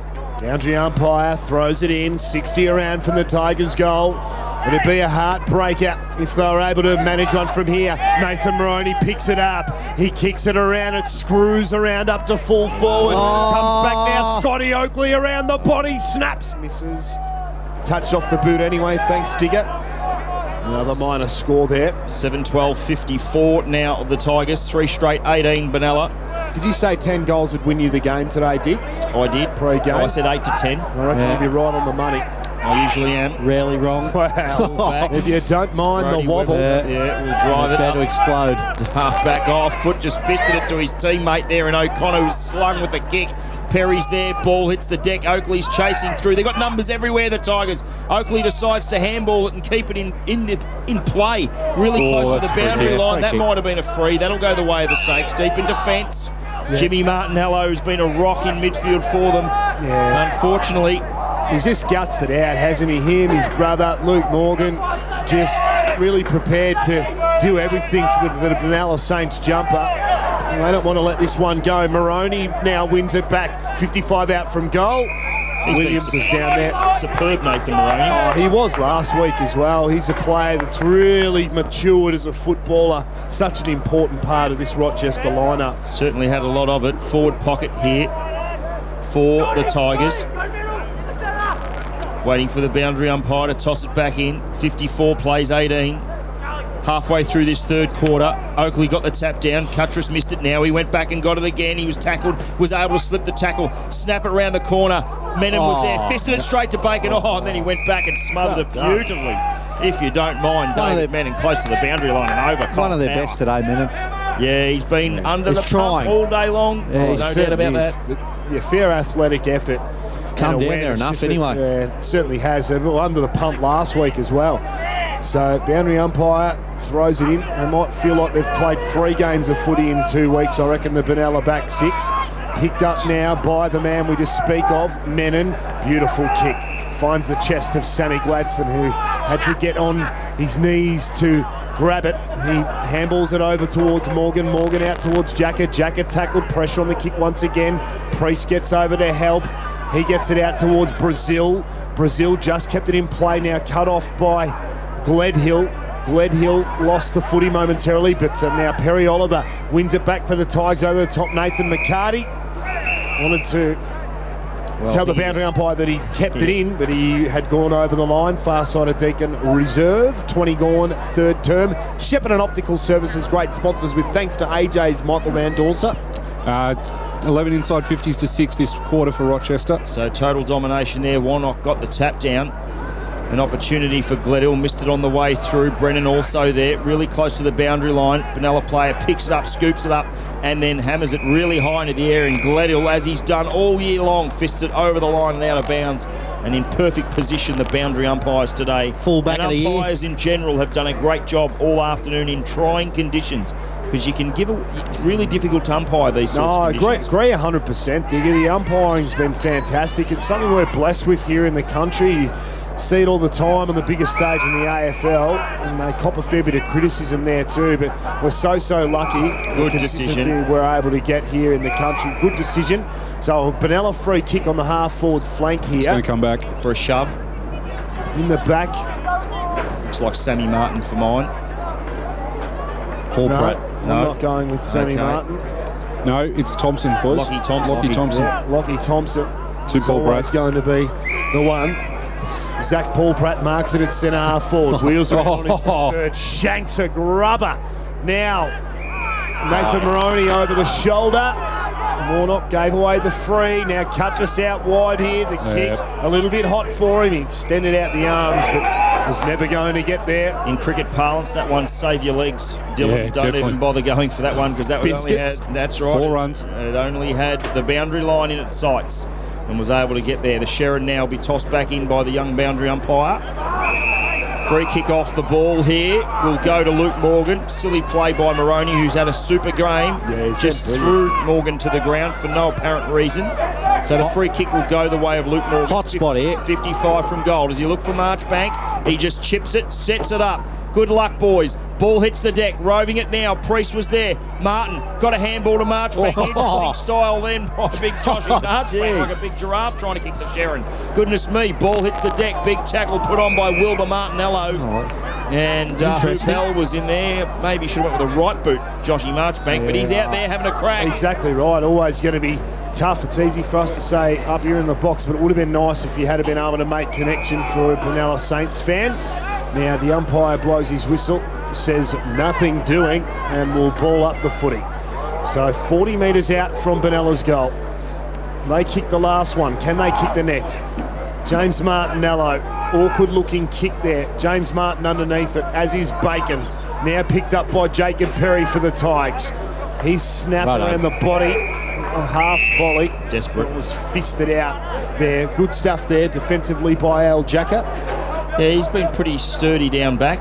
A lot of ball inside forward 50 for the Tigers, so defenders for Benalla have had a hell of a lot of work to do this afternoon. Boundary umpire tosses it back in front of the grandstand. Warnock up against Brennan, so they sort of both missed it. Martinello was at ground level. Trent Bacon could have been pinged for holding the ball. Maybe he just got enough on it at 3/4 time. It is three-quarter time. Benalla Saints, 3 goals, 18.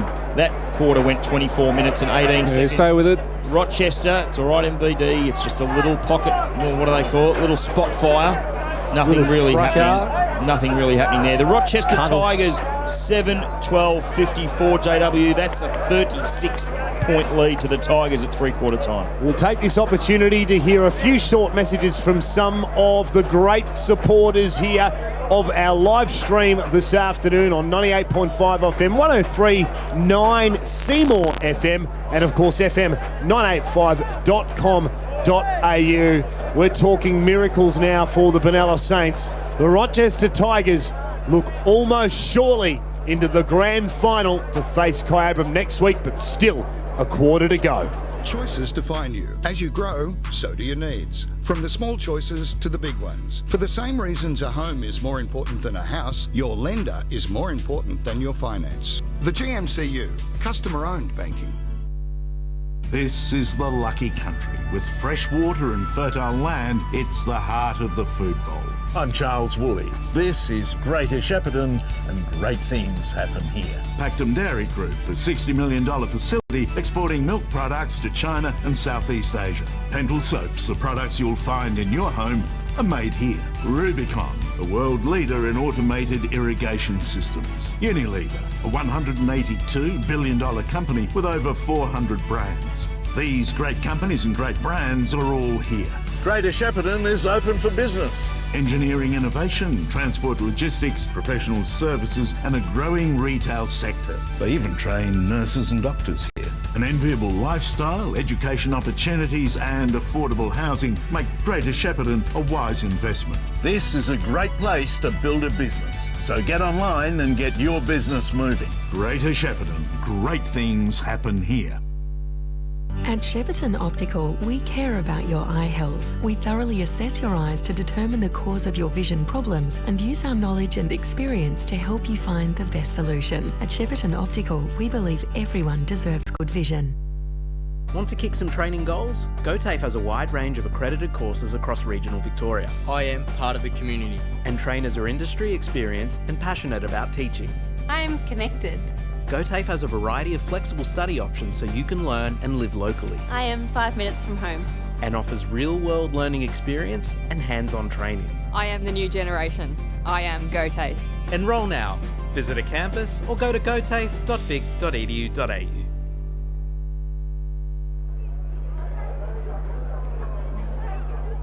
Welcome back, ladies and gentlemen. Deakin Reserve. It looks as though here she is almost done and dusted. 3/4 of footy played, and Rochester have an extremely handy lead. As a matter of fact, it is a 6-goal lead to the Tigers. It's going to take something of epic proportions for the Benalla Saints, who've only been able to kick 3 goals themselves for the entire afternoon, to get themselves another date with destiny and attempt to defend their 2015 grand final premiership victory against Kyabram. Kyabram already into the big dance. We'll have the goal kickers, please, Paul Digger-Tricarrico. Yeah, 2s to the boys that we talked about at the start of the game. Strubance has 2, Dylan Cuttress has 2, then singles to O'Connor, Sanders and Ash Watson, and for Benalla, 2 to Farron Priest and 1 to the playing coach Luke Morgan. So there you have it, all the goal kickers at 3/4 time, JW. With thanks to AJ's boys, I'll just give you some of the stat rundown. Sending clearances, Rochester 8 to 5. Clearances around the ground 32 to 27 Rochester's way. Turnovers, as you'd expect, very high for this time of this type of game. 73 Rochester, 80 for Benalla. Free kicks for 31 to 22 in favour of Benalla. Inside 50s, 40 to 20 in Rochester's favour, so that's plus 20 there. And marks inside 50s, 7 to 2. Yeah, they want to go out with a bang, don't they, the Saints? I mean, I can't see them winning this game. I think it's been over for a long time now.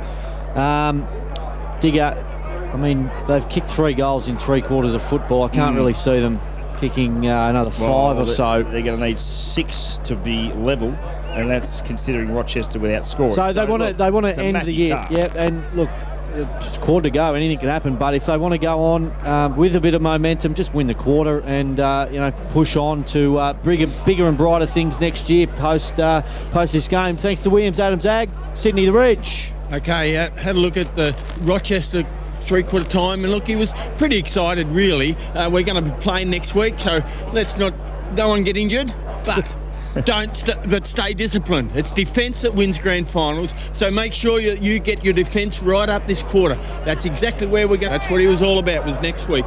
Over at Benalla, look, he was really upbeat. It's no good yelling at anybody. He wasn't yelling at anybody. He said what we need to do is keep on that far side of the ground. There's honestly a 4 or 5 goal breeze blowing straight across to the Shep United rooms, to your left of your dial. All right, so then he said, let's move the ball quick. Don't lie on the ball. Move the ball quick. Get the first 2 goals in this quarter, and we're still in it, boys. We've got to score quickly, early, to have any show whatsoever. Well, that is an absolute understatement. 54 plays 18. The Tigers' way back in the middle of the ground. Final quarter sponsors GV Hydrolink. It was Brennan down. Martinello was able to shark it and get a handball forward. Morgan now gets it closer to the centre wing position. Strubance, with no one really around him, shrugs the tackle of O'Brien and now gets a really, really high ball. Who wants it? Al Jacka wants it, and he gets it with a nice chest mark. He'll go down the wing. He'll look for a teammate there. It was Jimmy Martin, and in the end the ball pitched just inside the boundary line. Very hard and very difficult conditions to try and spot up leads on a day like today. Oh, you're right on the money there, Dig. Really hard to mark the footy when it's as wet as this.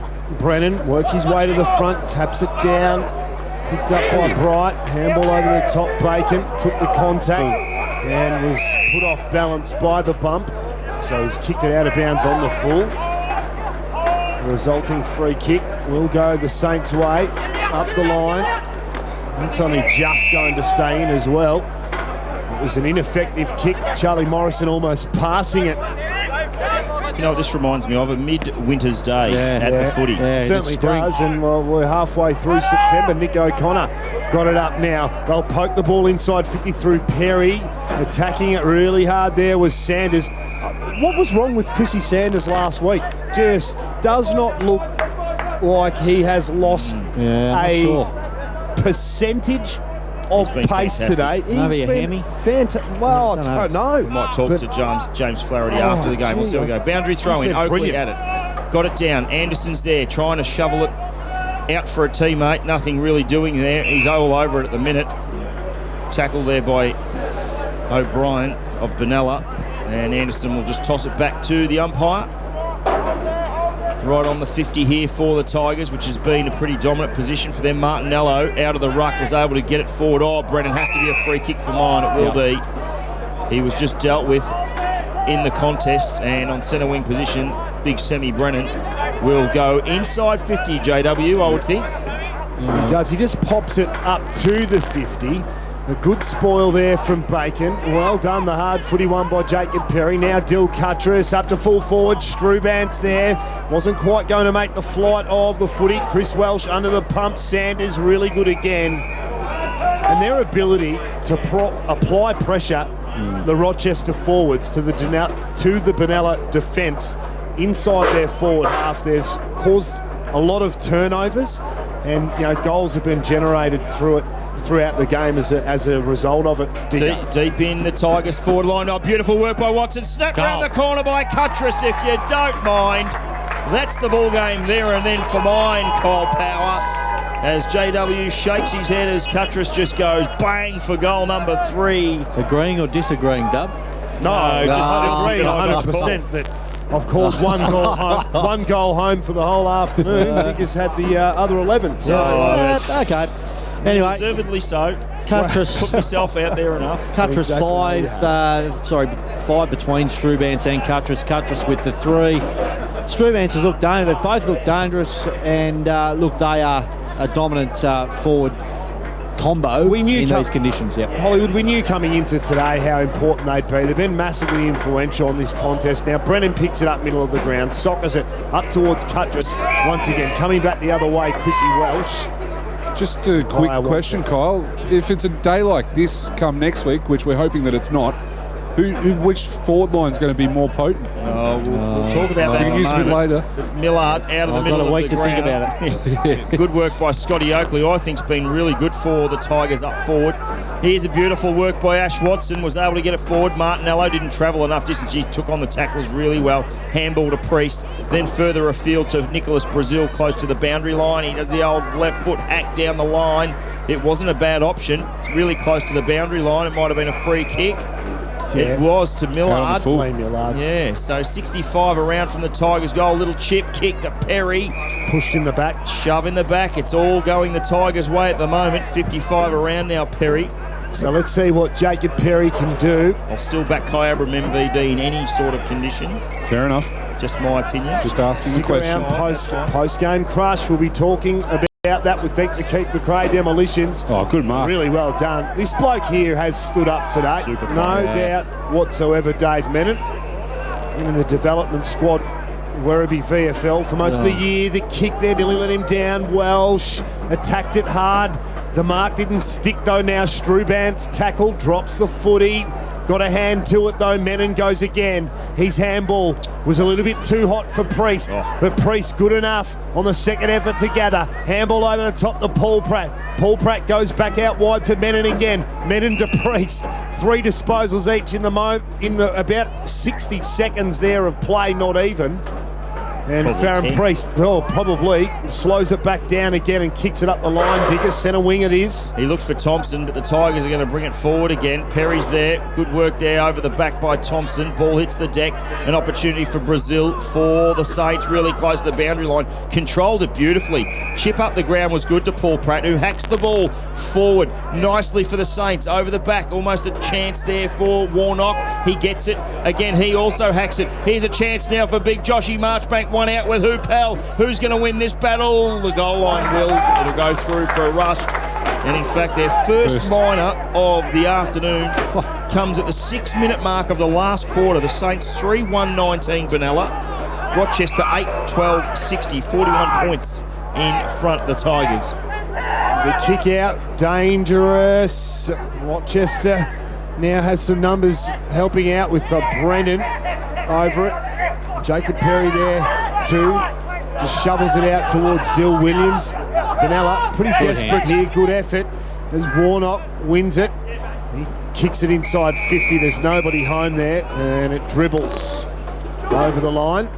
It'll be a boundary throwing deep inside, attacking 50 for the Saints. They trail by 41 points, nearly 7 gone final term, with thanks to GV Hydralink. Boundary umpire launches the footy back in here. And Rucks go at it. They both miss it on the way through now. Oakley, good handball to Maroney. Slick little handball over the top to Perry through the middle of the ground. Nice this kick has to be perfect to Strubant. Could have almost been 50. No, umpire said go back and take your kick, Stephen, with the green boots. And Strubant will be 52 out from goal, directly in front. And I'll call it in, JW. Look at him. He's just chomping at the bit to call one decent goal for the day. It's not about you, Dub. No, it's about you, Digger. We know that. me. Strubant, let's see what he can do. Already has 2. Let's see if he can go with 3. Outside 50. Won't make the distance. They'll fly almost over the back. Warnock through for a rush. And another one that is the case for the Tigers. 8-13-61, leading Benalla 3-1-19. 2 goals for today for Stephen Strubant, with thanks to Ajax Motorcycles. A little bit inaccurate. Stick around for the post-game crush. Ladies and gents, will be coming up at full time here. Rochester certainly on their way to a grand final. First time since they won a flag that they were playing a grand final. Perry Oliver has the footy at centre half forward. He's too far out to score. Can he give me something to whack on the highlight reel? No. He goes long, inside 50. Jacob Perry from behind, couldn't go the screamer. And, the chopping of the arms there, Dave Menon, recipient of the resulting free kick. Certainly in Benalla's best today. Well, that was an interesting kick to his teammate O'Brien, who's under the pump. He just got rid of it at the right time to Morgan, back to Menon. Out of half-back now. He'll go up the half-back line looking for a teammate in Fintan, Brazil, right in front of the Shepparton United club rooms here at Deakin Reserve. And it was all to do pretty much from quarter time onwards for the Saints. They have not come to the party at all this afternoon, and it looks like it will be a Kyabram v Rochester grand final this time next week. Oakley missed it, was able to actually get a fingertip on it to Moroney, who was all wrapped up, and umpires actually paid it against him. Beautiful tackle by Jimmy Martinello. Half-back flank for Benalla Saints. Today, yeah, he's been solid. Have a look at his uniform today. Almost pitch black. It's reflective of his effort week in, week out. Just goes really hard. Here he goes again.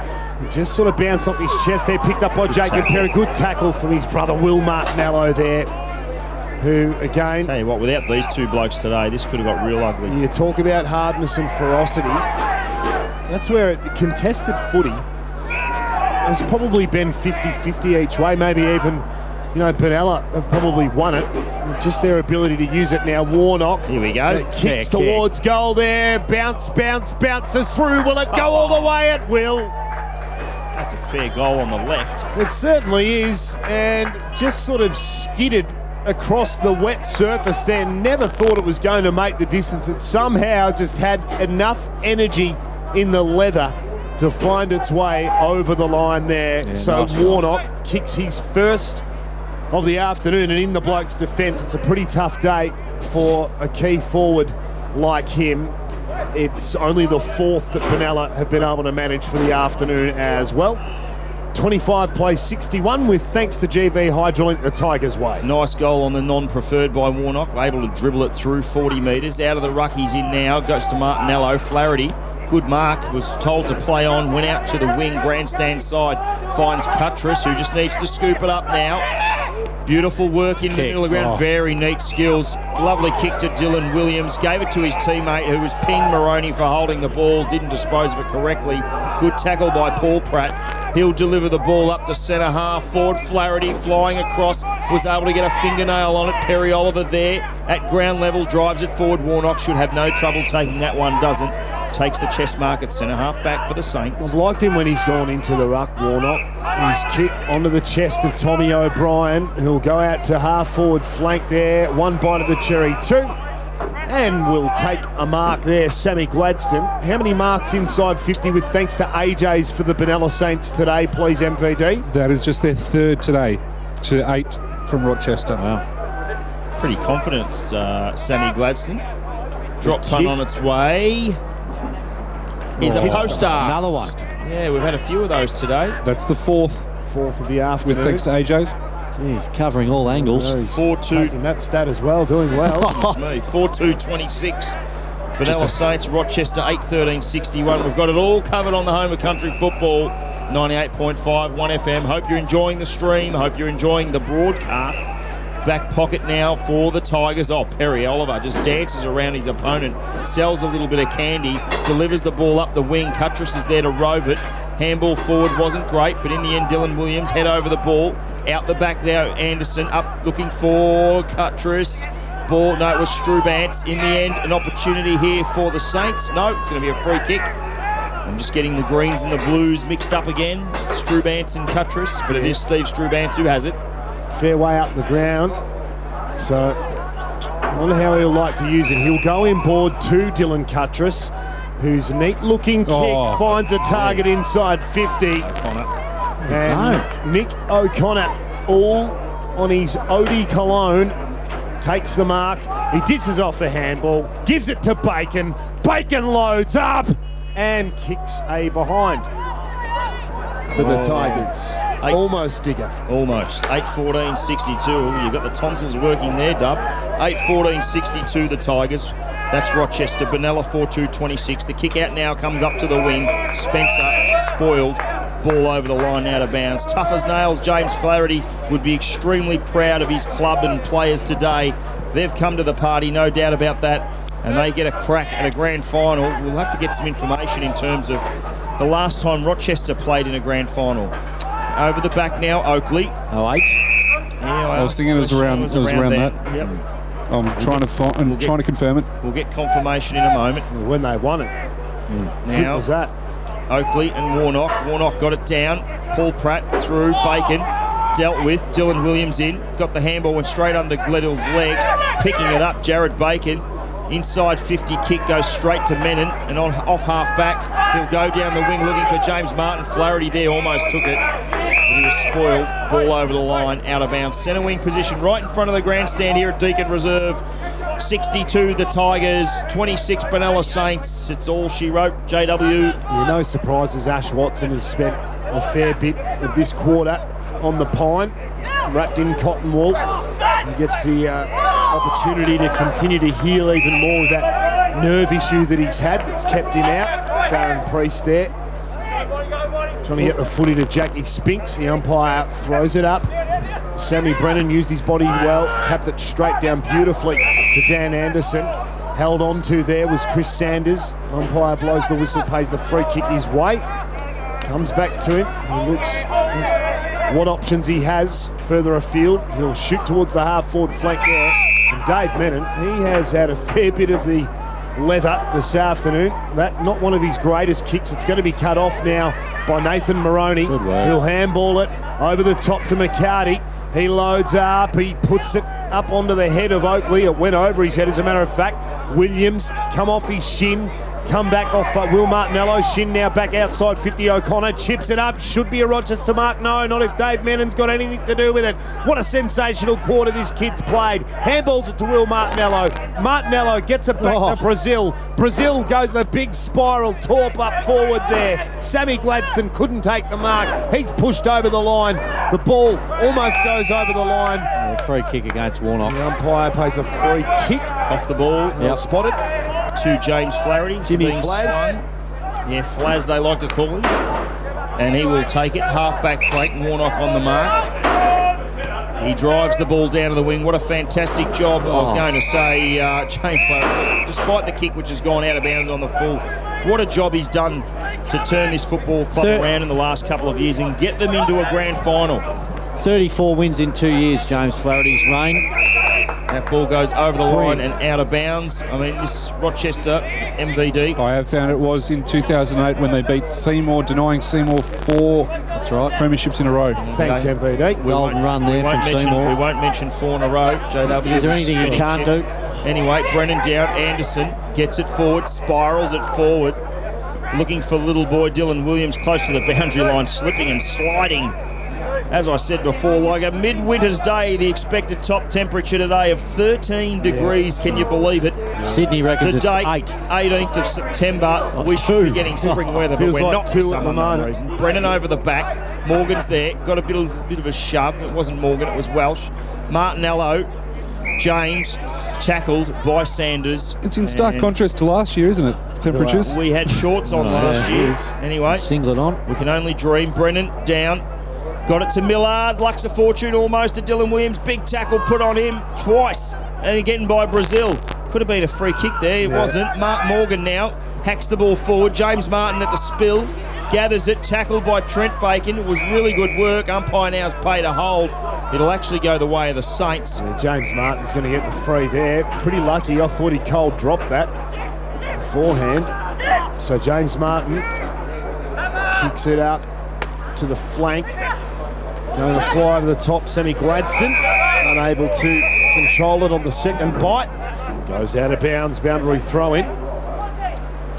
And, well, not too far away from a full-time siren. We've gone about 18 minutes into the final term here. Quarters haven't gone longer than 25 minutes today. Keep an eye on that. Brennan, the old double fister towards the boundary line. Here's an opportunity there for O'Brien. Slip little handball to Morgan, then further to Jacker.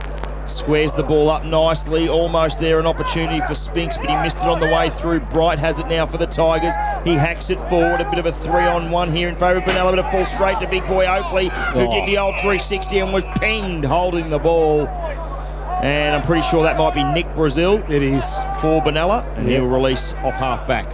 Yeah, Perry was away too, off to the races. He looked like Jamaica running up the Caulfield Straight yesterday. Handy winner. Who? Jamaica. Group 1 winner. Thanks for the tip. No worries. So I gave it out a little bit earlier. Might not have been listening. $6.50. Hashtag gamble responsibly. As the footy comes back in play here. Fist over the top. Gledhill picked up by James Martin. Haven't seen a great deal of him today. He tried to give us something as far as a highlight for Benalla fans was concerned. Unable to generate one as the ball comes out now into the middle of the ground over the top. Now it's Anderson with the footy on the half-forward flank. He comes inboard. Strubance on the half volley. Skillfully done. Couldn't quite control it, though. Picked up now by Jacker. Just hacked out. Straight back to Perry. Perry's got Brennan all by himself, who takes the mark. And fitting stuff here. Loved his game. This is a bloke who has just gutsed it out in the ruck all day long, Sammy Brennan.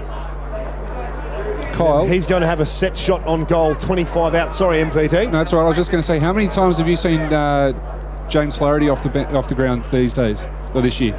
Oh, not often. The kick leads. Splits the middle there. Sammy Brennan puts up the hand, and probably the only player for Rochester, and this will test you, Michael Van Dorsa, that played in that premiership all those years ago, over 200 games for the Tigers. Well, he gets a date with destiny against Kyabram next week here. 68 plays 26. The Tigers definitely in the grand final. With thanks to William Adams Ag. Down to you, Bridger. Yeah, I think he's best on ground, Sam Brennan, myself, down here at base level. He's winning everything. Not only that, it's about 2 degrees out here, and I reckon 80% of the crowd have gone home. Yeah, okay. It's Moroney who gets the ball up to half forward. Nice mark, Jacob Perry. Liked his work across half forward. He's been valuable in these conditions, no doubt about it. 9-14-68, the Tigers. 4-2-26, Benalla. To the hot spot he goes, Oakley. Oh, Noah Sanders almost over the back. Got a little bit to it, but that's lovely work by Morrison. The handball now to a teammate. Off half back, looking for Lockie Thompson. Oh, missed it on the way through. Again, the boundary line will win that little contest. Well, it's saying 10.7 degrees, feels like 7.8. Yeah, well, I don't reckon you love exaggeration, does Sydney the Bridge, no doubt about that. Oh, 20 going from us with a heater on. Turn the heater off, Kyle. Yeah, he's gave this bird. Yeah. Don't argue. And deservedly so as well. Umpire lords it back in there. Well done, Williams. Winning the hard one. He kicks it inside 50 now. Bacon runs through. You'd want to stick this tackle. Holding the footy. He does stick the tackle. Probably about 3 minutes left of this game to go. Nick Brazel. Good defensive work there. He'll go long with the kick. Outside of defensive 50 towards the big body in March Bank. He couldn't take the mark. He's found the conditions pretty tough for mine today, March Bank. Yep. Brother of Caleb. He might be at Carlton next year. Nominated his club. Centre wing position, boundary umpire. Tosses it back in. Zach Paul Pratt been hard at it all day long. So too Anderson. Been lots of that type of player today. Anderson went at it again. Was dispossessed. Martinello really going nowhere. Exactly 100% right there, said the umpire. Farron Priest picks himself up and will toss it back to the umpire on centre wing position. Score check again. Rochester 9-14-68. Leading Benalla 4-2-26. In the reserves, Mansfield won. In the thirds, the under-18s, it was Shepparton United victorious. Dan Anderson soccers it off the deck, cut off by Tommy O'Brien. Anderson in hard again with his head over at Perry. I really have liked his game today. A big improvement on last week. Picked up now by Will Martinello, who just got hand to ball. Cut off again by Anderson. Anderson tied up in a Zach Paul Pratt tackle. It'll be given back to the umpire and he'll throw it up 65 out from Rochester's goal. 23 minutes gone, final term with thanks to GV Hydralink. Picked up by Brazil. He dropped it. Luke Morgan had another crack. Nothing happening there. The umpire will throw it up about 5 metres away from where he just did. Paul Tricarico. Certainly correct there, JW. Williams will third man up, fisted it forward towards Cuttress, who was wrapped up in a huge tackle by Brazil. O'Brien now has it, decides to handball Hospital to Martinello. He took it though, was able to get rid of it at the same time to Paul Pratt, up to half forward. Gladstone missed it, over the back, Warnock. Here's an opportunity for the Saints if he can get it forward to Sammy Gladstone. He did with a handball, little one along. Nice little dribble along the ground there by Sammy Gladstone, off to the right hand side, through for a minor. 4-3-27 Benalla. trailing Rochester 9-14-68, 41 points, 7 scoring shots to 23. And that was a disappointing kick out there by O'Connor. Marked by Priest, and Priest will get a shot on goal, but it's not going to matter irrespective of what happens here. The Rochester Tigers are through to the 2016 Grand Final. Priest has his kick just for a little bit of, well, somewhat respectability on the scoreboard. He slots it through for his third of the afternoon and gets Benalla's score to 32. So the final margin will be 6 goals here. The Rochester Tigers, dominant display here. They've turned it around 360 degrees from their effort last year, where they lost in this game by 10 goals, and they'll meet Kyabram. I reckon it's the grand final that everybody wanted. Well, one versus 2 is who we are going to see in the big dance next Sunday here at Deakin Reserve. Let's go to our break and be back after it with the post-game crush. Choices define you. As you grow, so do your needs. From the small choices to the big ones. For the same reasons a home is more important than a house, your lender is more important than your finance. The GMCU, customer-owned banking.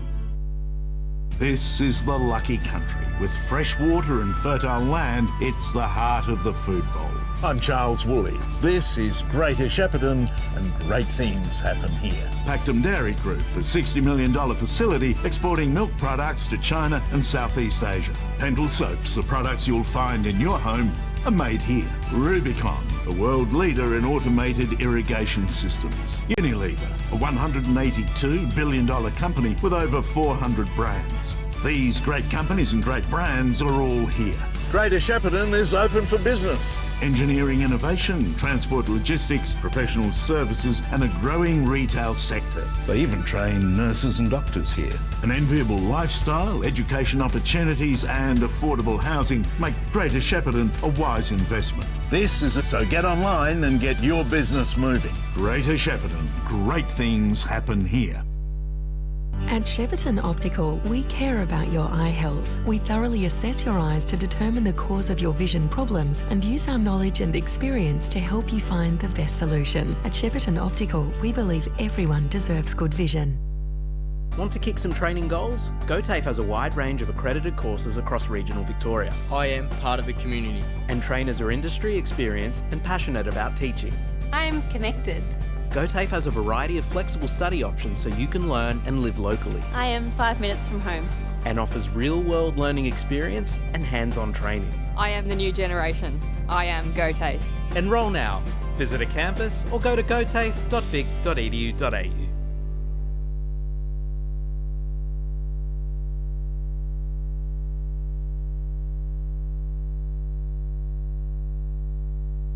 With thanks to William Adams Ag, down to you, Sydney the Bridge Asplan.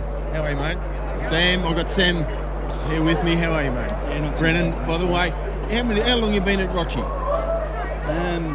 As in forever or playing? Yeah, since 98. It's my first game. So you played in the last flag? No, I broke my leg in 99 and I was overseas in 2008, so I haven't got one yet. So you need this one badly?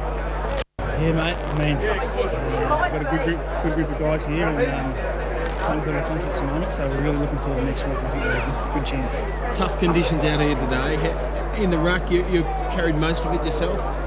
Yeah, got a bit of a chop out from Scotty Oakley. Plays up forward for us and does a really good job when he comes in. But it was a good hit out today, and I'm just glad to get the win. Did they, after that rain stop, was it better to control the ball, or did it stay just as slippery? Yes, stayed just as slippery all day pretty much. So yeah, just one of those games where you just got to get in and win your own footy.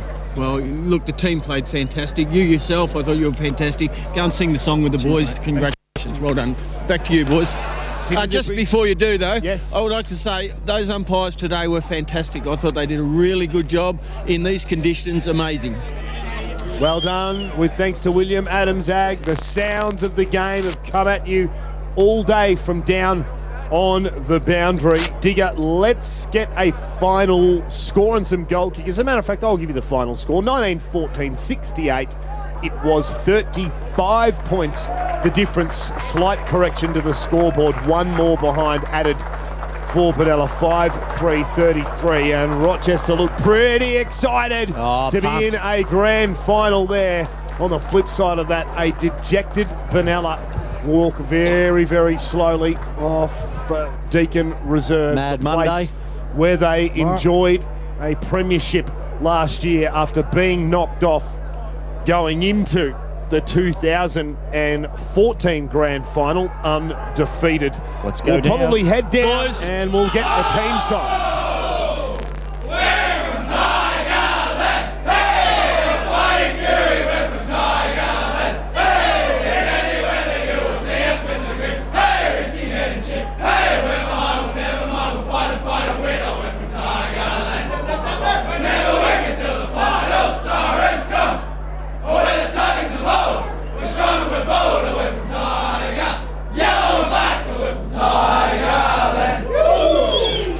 Sung well, boys. Back to you. Yeah, no doubt about that. They've just booked themselves a date with destiny here at Deakin Reserve. 2:15.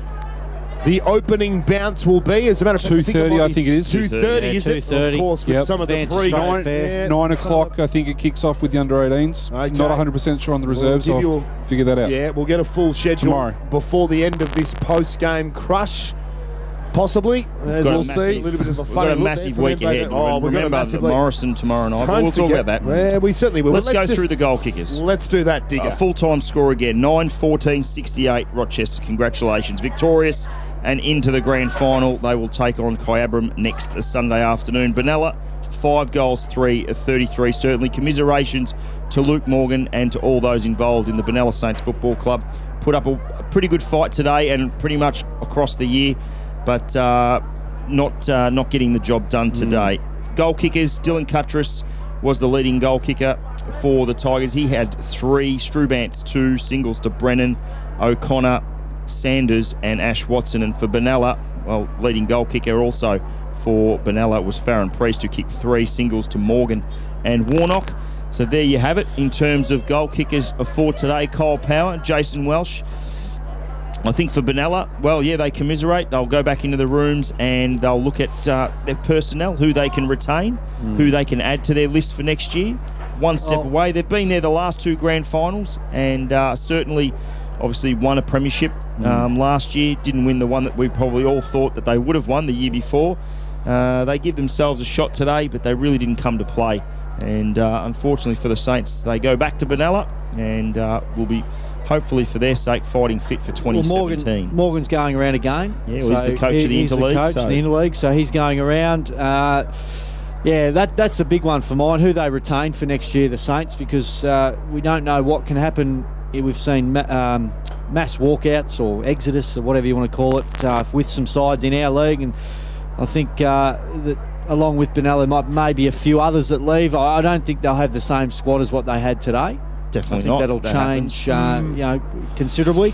But look, hopefully they keep the core group and the Menons and these types of Marchbanks, the Welshes, the Thompsons, these types of boys that they've been around all year. They've got some senior footy into their legs, and they continue on to next year. And because let's not sugarcoat how good they've actually been in the last 3 years. They've been very, very good. They went through undefeated. Unlucky they missed out in the grand final win.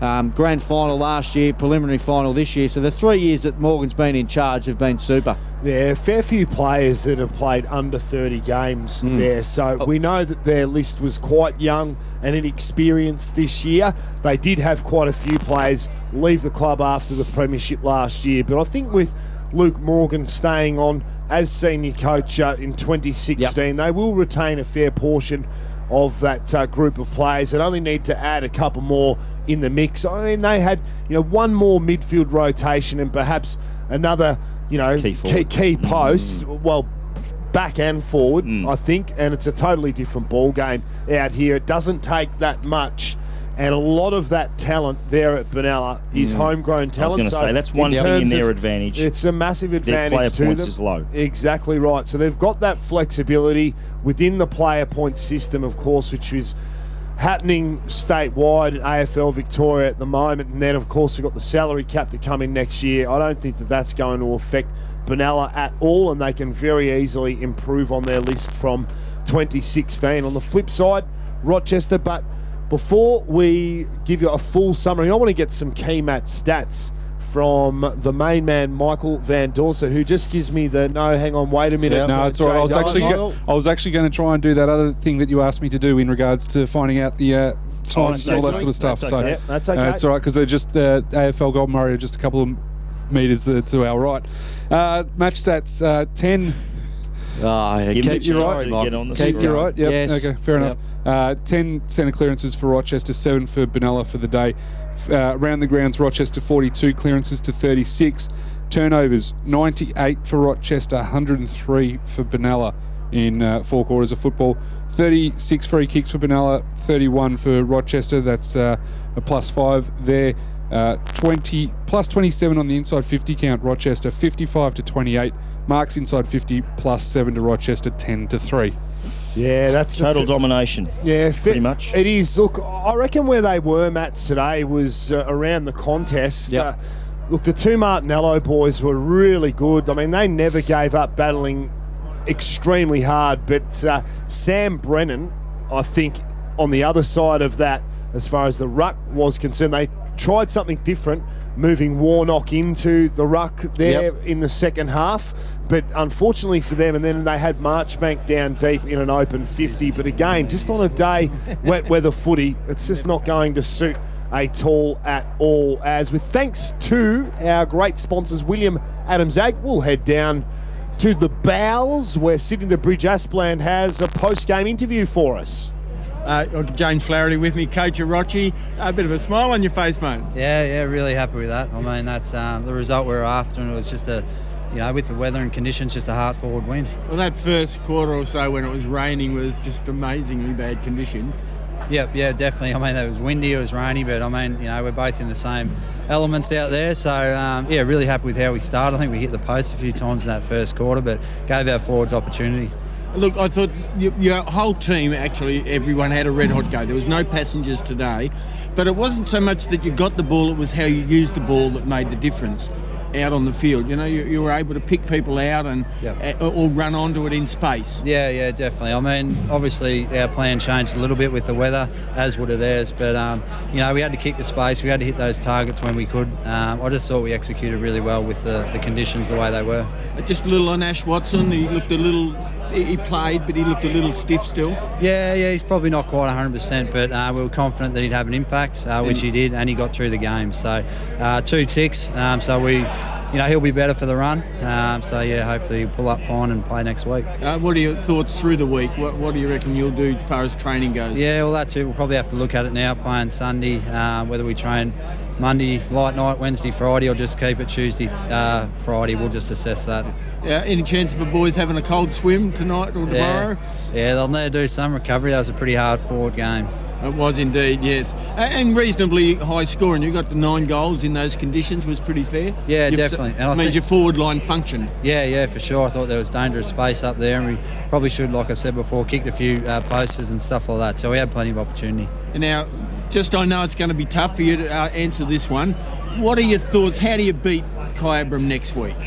Well, it's yet to be done. So, we've had a couple cracks at them, and we feel we can put some plans in place to really test them. But we just need to come with that same energy and effort we did today. Well, you did the week before for 1 quarter, and then it fell away badly. Yeah. So you need 4 quarters of that, don't you? Definitely. We played close to that today, so we're confident. Yep. Just one thing on today. I thought the umpiring was good, and I thought the game was played in the right spirit. Yeah, definitely. It's always hard to umpire in these conditions with blokes throwing their body at the ball, but no qualms with that. And Benalla played in the right spirit as well. Yeah, definitely. No dirtiness. It was a great game of footy. Yeah, that's it. It's a good little rivalry we've had going for a couple of years. Look, you're like me, stand there shivering. I'll let you get back in. Thanks, mate. Good luck next week. I appreciate your time. Thanks for that. Back to you, boys. Yeah, bitterly tough conditions here at Deakin Reserve today. Such a shame, really, for where we are. More than halfway through September, and it has been a long, cold, slow and dreary winter here in the Goulburn Valley, and it does. And, well, at the moment, we're still pretty severely on flood watch as well. The Broken River and the Goulburn River are really high, so let's hope there's some more rain actually predicted throughout the week. A bit on Tuesday, hopefully we don't get too much more rain, and particularly... There's a bit coming, Dig. Tuesday's the day, yeah. Tuesday's 80% the day. chance of 5 to 10 mil. There you go. Let's hope that next Sunday, we've got a longer range forecast here. We're looking at a top of... No, that's Saturday. Up to Saturday. I'll be able to get that for you once we go to our final break. But Sid in the Bridge Asplan might want to join us back up here in the commentary boys, position. Just letting you know it's raining again here now. Okay. That'd be right. And you might need to be wrung out by your beautiful partner when you get home. You're resembling a drowned rat at the moment, and no wonder you've been out in it all day. Let's go to our final break here on 1FM Live and Local, 103.9 Samar FM, fm985.com.au, and also on the GOTAFE Goulburn Valley Football League website, streaming live right around the world. We'll be back for more post-game crush, and we'll be wrapping it up right after this. Every week, an Australian wife, girlfriend, daughter, sister, mother, grandmother, auntie, or friend is killed through domestic violence. By a man who should know better. With mates who should know better. We need to change the culture of fear and silence that can no longer be ignored. And we need to change it today. Change starts with you. Now, it's time to speak up. That's what we stand for. Want to kick some training goals? GOTAFE has a wide range of accredited courses across regional Victoria. I am part of the community. And trainers are industry experienced and passionate about teaching. I am connected. GOTAFE has a variety of flexible study options so you can learn and live locally. I am 5 minutes from home. And offers real-world learning experience and hands-on training. I am the new generation. I am GOTAFE. Enrol now. Visit a campus or go to gotafe.vic.edu.au. This is the lucky country. With fresh water and fertile land, it's the heart of the food bowl. I'm Charles Woolley. This is Greater Shepparton, and great things happen here. Pactum Dairy Group, a $60 million facility exporting milk products to China and Southeast Asia. Pendle soaps, the products you'll find in your home, are made here. Rubicon, a world leader in automated irrigation systems. Unilever, a $182 billion company with over 400 brands. These great companies and great brands are all here. Greater Shepparton is open for business. Engineering innovation, transport logistics, professional services, and a growing retail sector. They even train nurses and doctors here. An enviable lifestyle, education opportunities, and affordable housing make Greater Shepparton a wise investment. This is a great place to build a business. So get online and get your business moving. Greater Shepparton, great things happen here. Welcome back to Deakin Reserve, where she is all done and dusted as far as the prelim final is concerned. Rochester running out 35-point winners over Benalla on what was a really, really tough day for football here in the GOTAFE Goulburn Valley Football League. The grand final next week, Rochester. Well, they're almost a cross-townish kind of rival as far as their geographic location is concerned. They're probably one of the closest sort of towns when you're looking over that way, Campaspe Shire type way, and it's a traditional rivalry that has lasted a very, very long time, but two towns and two sides that have a lot of respect for one another. It's going to be a ripping grand final, and like I said just after the game, I think it's the grand final that we all wanted, particularly with what's transpired during this final series with Rochester, halfway through the last quarter getting to within 3 goals of Kyabram. They tweak a little bit, and they may very possibly be able to take it right up to Kai, but it's going to be a tough ask. Undefeated. 1v2's always what we like to see. The two best sides that have been on top this year. Look, Benalla, they faded away, didn't they, in the final series? Their second half was okay. It wasn't outstanding. They had some injuries. Martin wasn't right today. He ended up down forward with that hamstring. He wasn't 100%, but good to see Ash Watson be able to play, get back on the park, was okay. I mean, he was well underdone, but he'll be better for the run and move on. They need that experience against a polished Kyabram outfit next week. Yeah, Benalla were always going to roll the dice and do whatever they possibly could to field the best side. They knew that they were coming in here as underdogs against Rochester, and off the back of last week, they were well beaten by Kyabram, except for that first quarter. That 64-point margin could very well have been much, much more with the kicking inaccuracy of Kyabram on the afternoon as well. So Rochester, well, they just gutsed it out against Shepparton, got themselves into this game here. Quite a few injuries, a few changes. Some personnel came back into the side for them today, who I thought were really good too. Chris Sanders, I thought he was fantastic today. I like him. I could hardly figure out what was actually wrong with the bloke in the first place, because he moved exceptionally well this afternoon and really did provide a tall option on a wet day. Was able to help bring the ball to ground for Rochester. And then Dylan Cuttress and Stephen Strubance, well, they're just able to weave their magic. We always knew that they would be huge threats to Benalla coming into today. We've seen it over the past couple of years.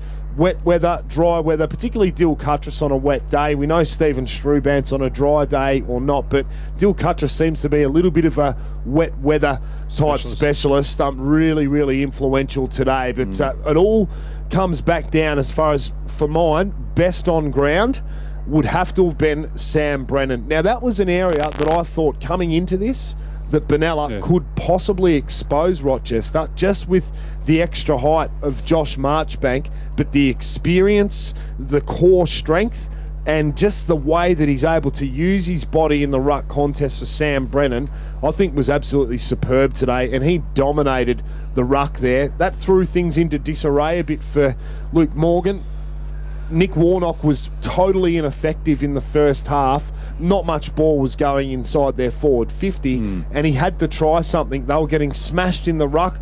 He brought Nick Warnock in. I thought he did better in the ruck against Brennan than what Marchbank was able to do. But then you're leaving your number one spearhead outside of your attacking 50 there, and really not many other realistic avenue to goal for them, which has been an issue right across 2016. I did state during the game, or at the beginning of the game, I asked Kyle how many goals would get it done. 8 to 10. It was actually 9, so pretty much smack bang in the middle. But no, I'm not. Is that not self Nostradamus or anything like that? Have you got the lotto numbers next week? But in these conditions, I thought 8 to 10. I can give you those, Kyle. Not a problem. Next week. But the Tigers, I'll do that. The Tigers, the small forwards. I mean, 5 of those 9 goals came through Cuttress and Strubance. Again, as a broadcast team, we're able to identify those two boys. These were the sorts of conditions that they were going to cut it up. Farron Priest, well, he did a really good job in a losing side, kicking 3 out of 5 goals.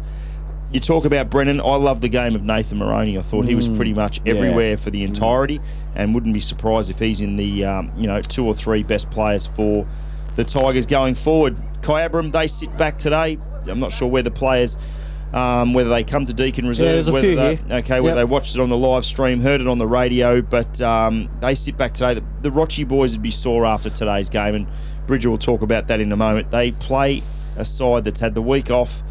They just have to bring the same intensity that they brought today, and you never know. On grand final day, funnier things have happened. Paul Newman was here. I spoke to him earlier on, and that. So there was a few of the others. Because the thirds played this morning, so the football department did come across, they said.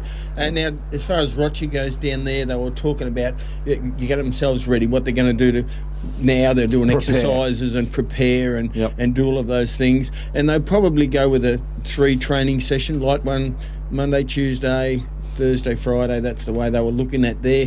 But down in the rooms, there was no major injuries out of the day from either side. You know, in those conditions, you would have thought there'd have been a little more than that. Watson, how did he look?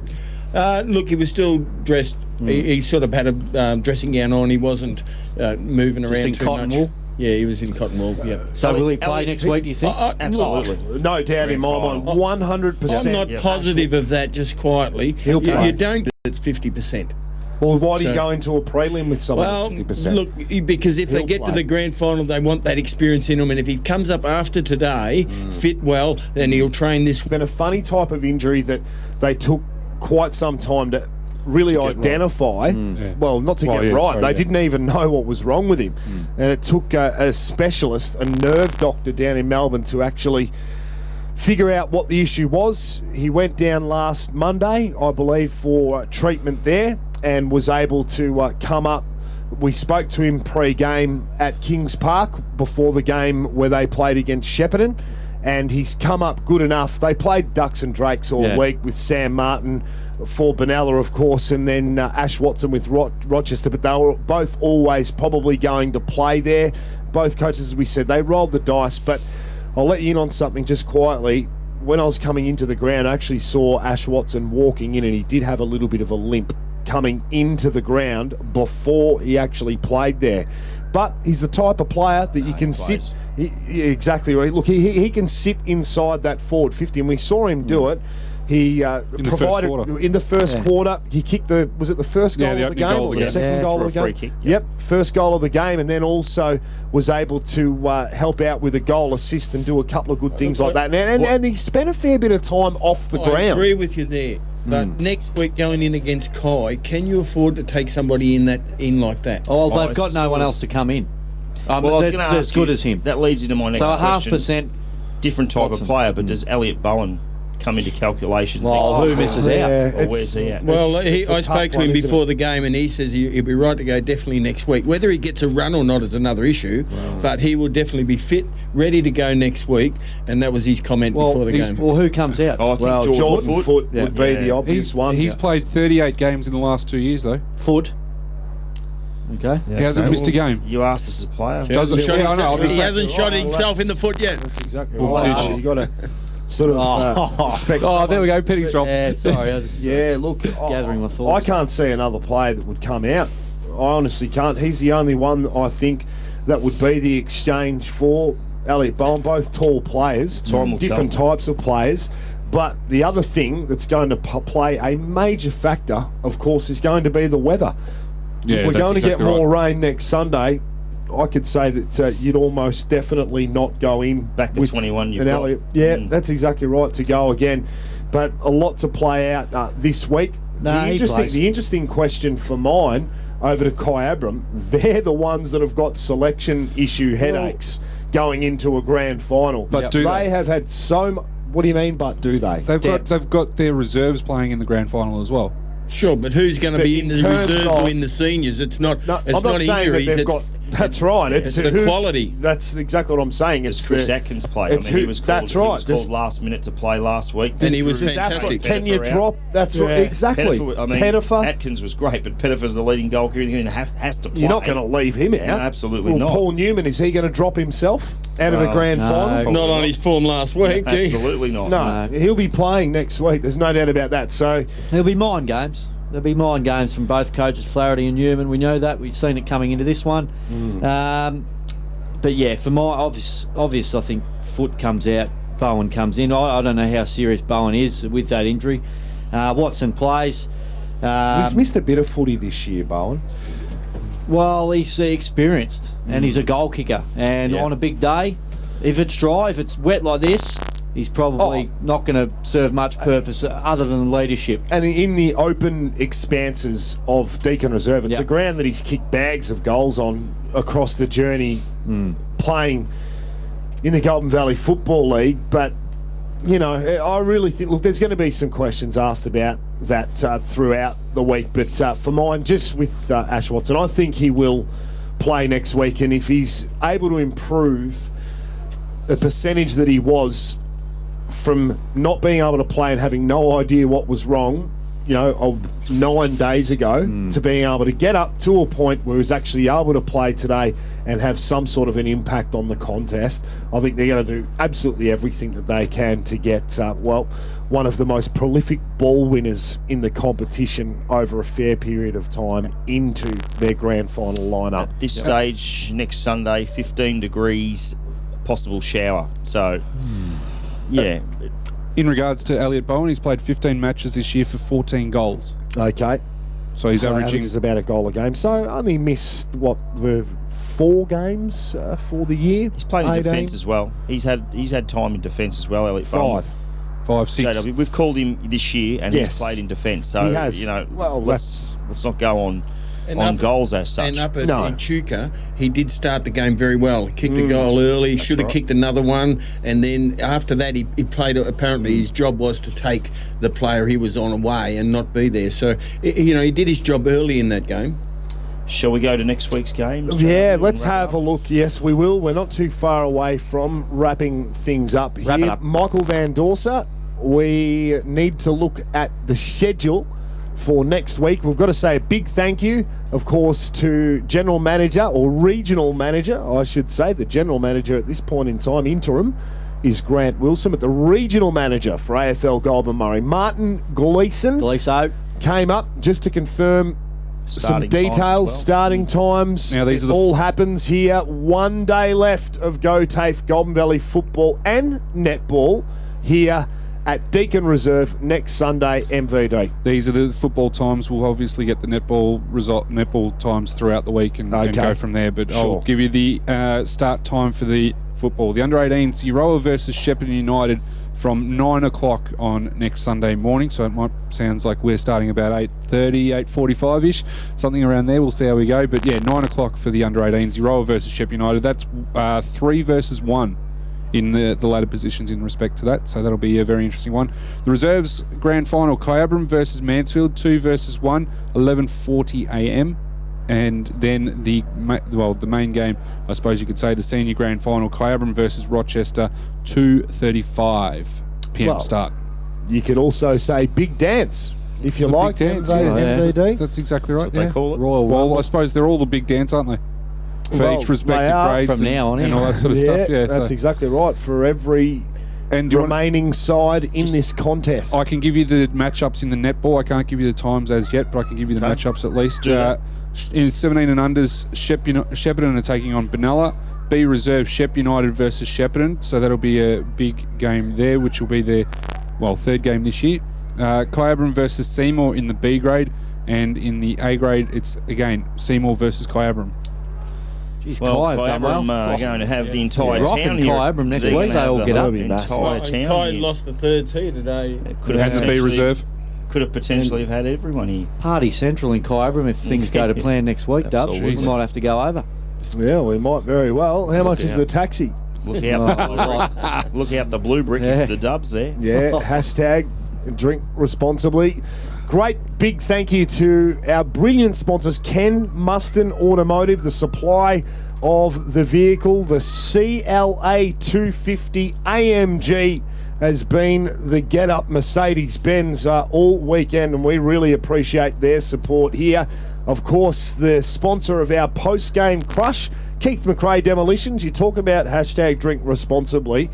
I tell you what, I have to put a limit on the tab when these boys start smashing it at the sponsors function next Sunday. They look forward to it every single year and cost me an arm and a leg. No, they'll be here next Sunday, as will quite a few of our sponsors enjoying the facilities of the Shepparton Footy Netball Club over there to the Harold Street end of Deakin Reserve. A massive thank you, of course, to our official live stream broadcast partner, the City of Greater Shepparton. Great things do indeed happen here, and we've had the ability to showcase some of those across the stream today, and we're pumped to be able to do exactly the same thing on the biggest day of the sporting calendar here in the Goulburn Valley next Sunday. An opportunity to say a massive thank you to Michael Van Dorsa, whose work has been fantastic, not just today, but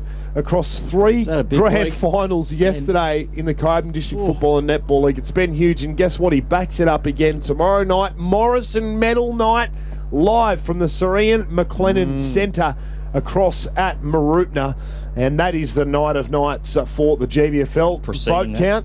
6:30 will be the Oracles, and it'll be live there tomorrow evening from 5 o'clock. But Michael Van Dorsa will be your host of the 2016 Morrison Medal.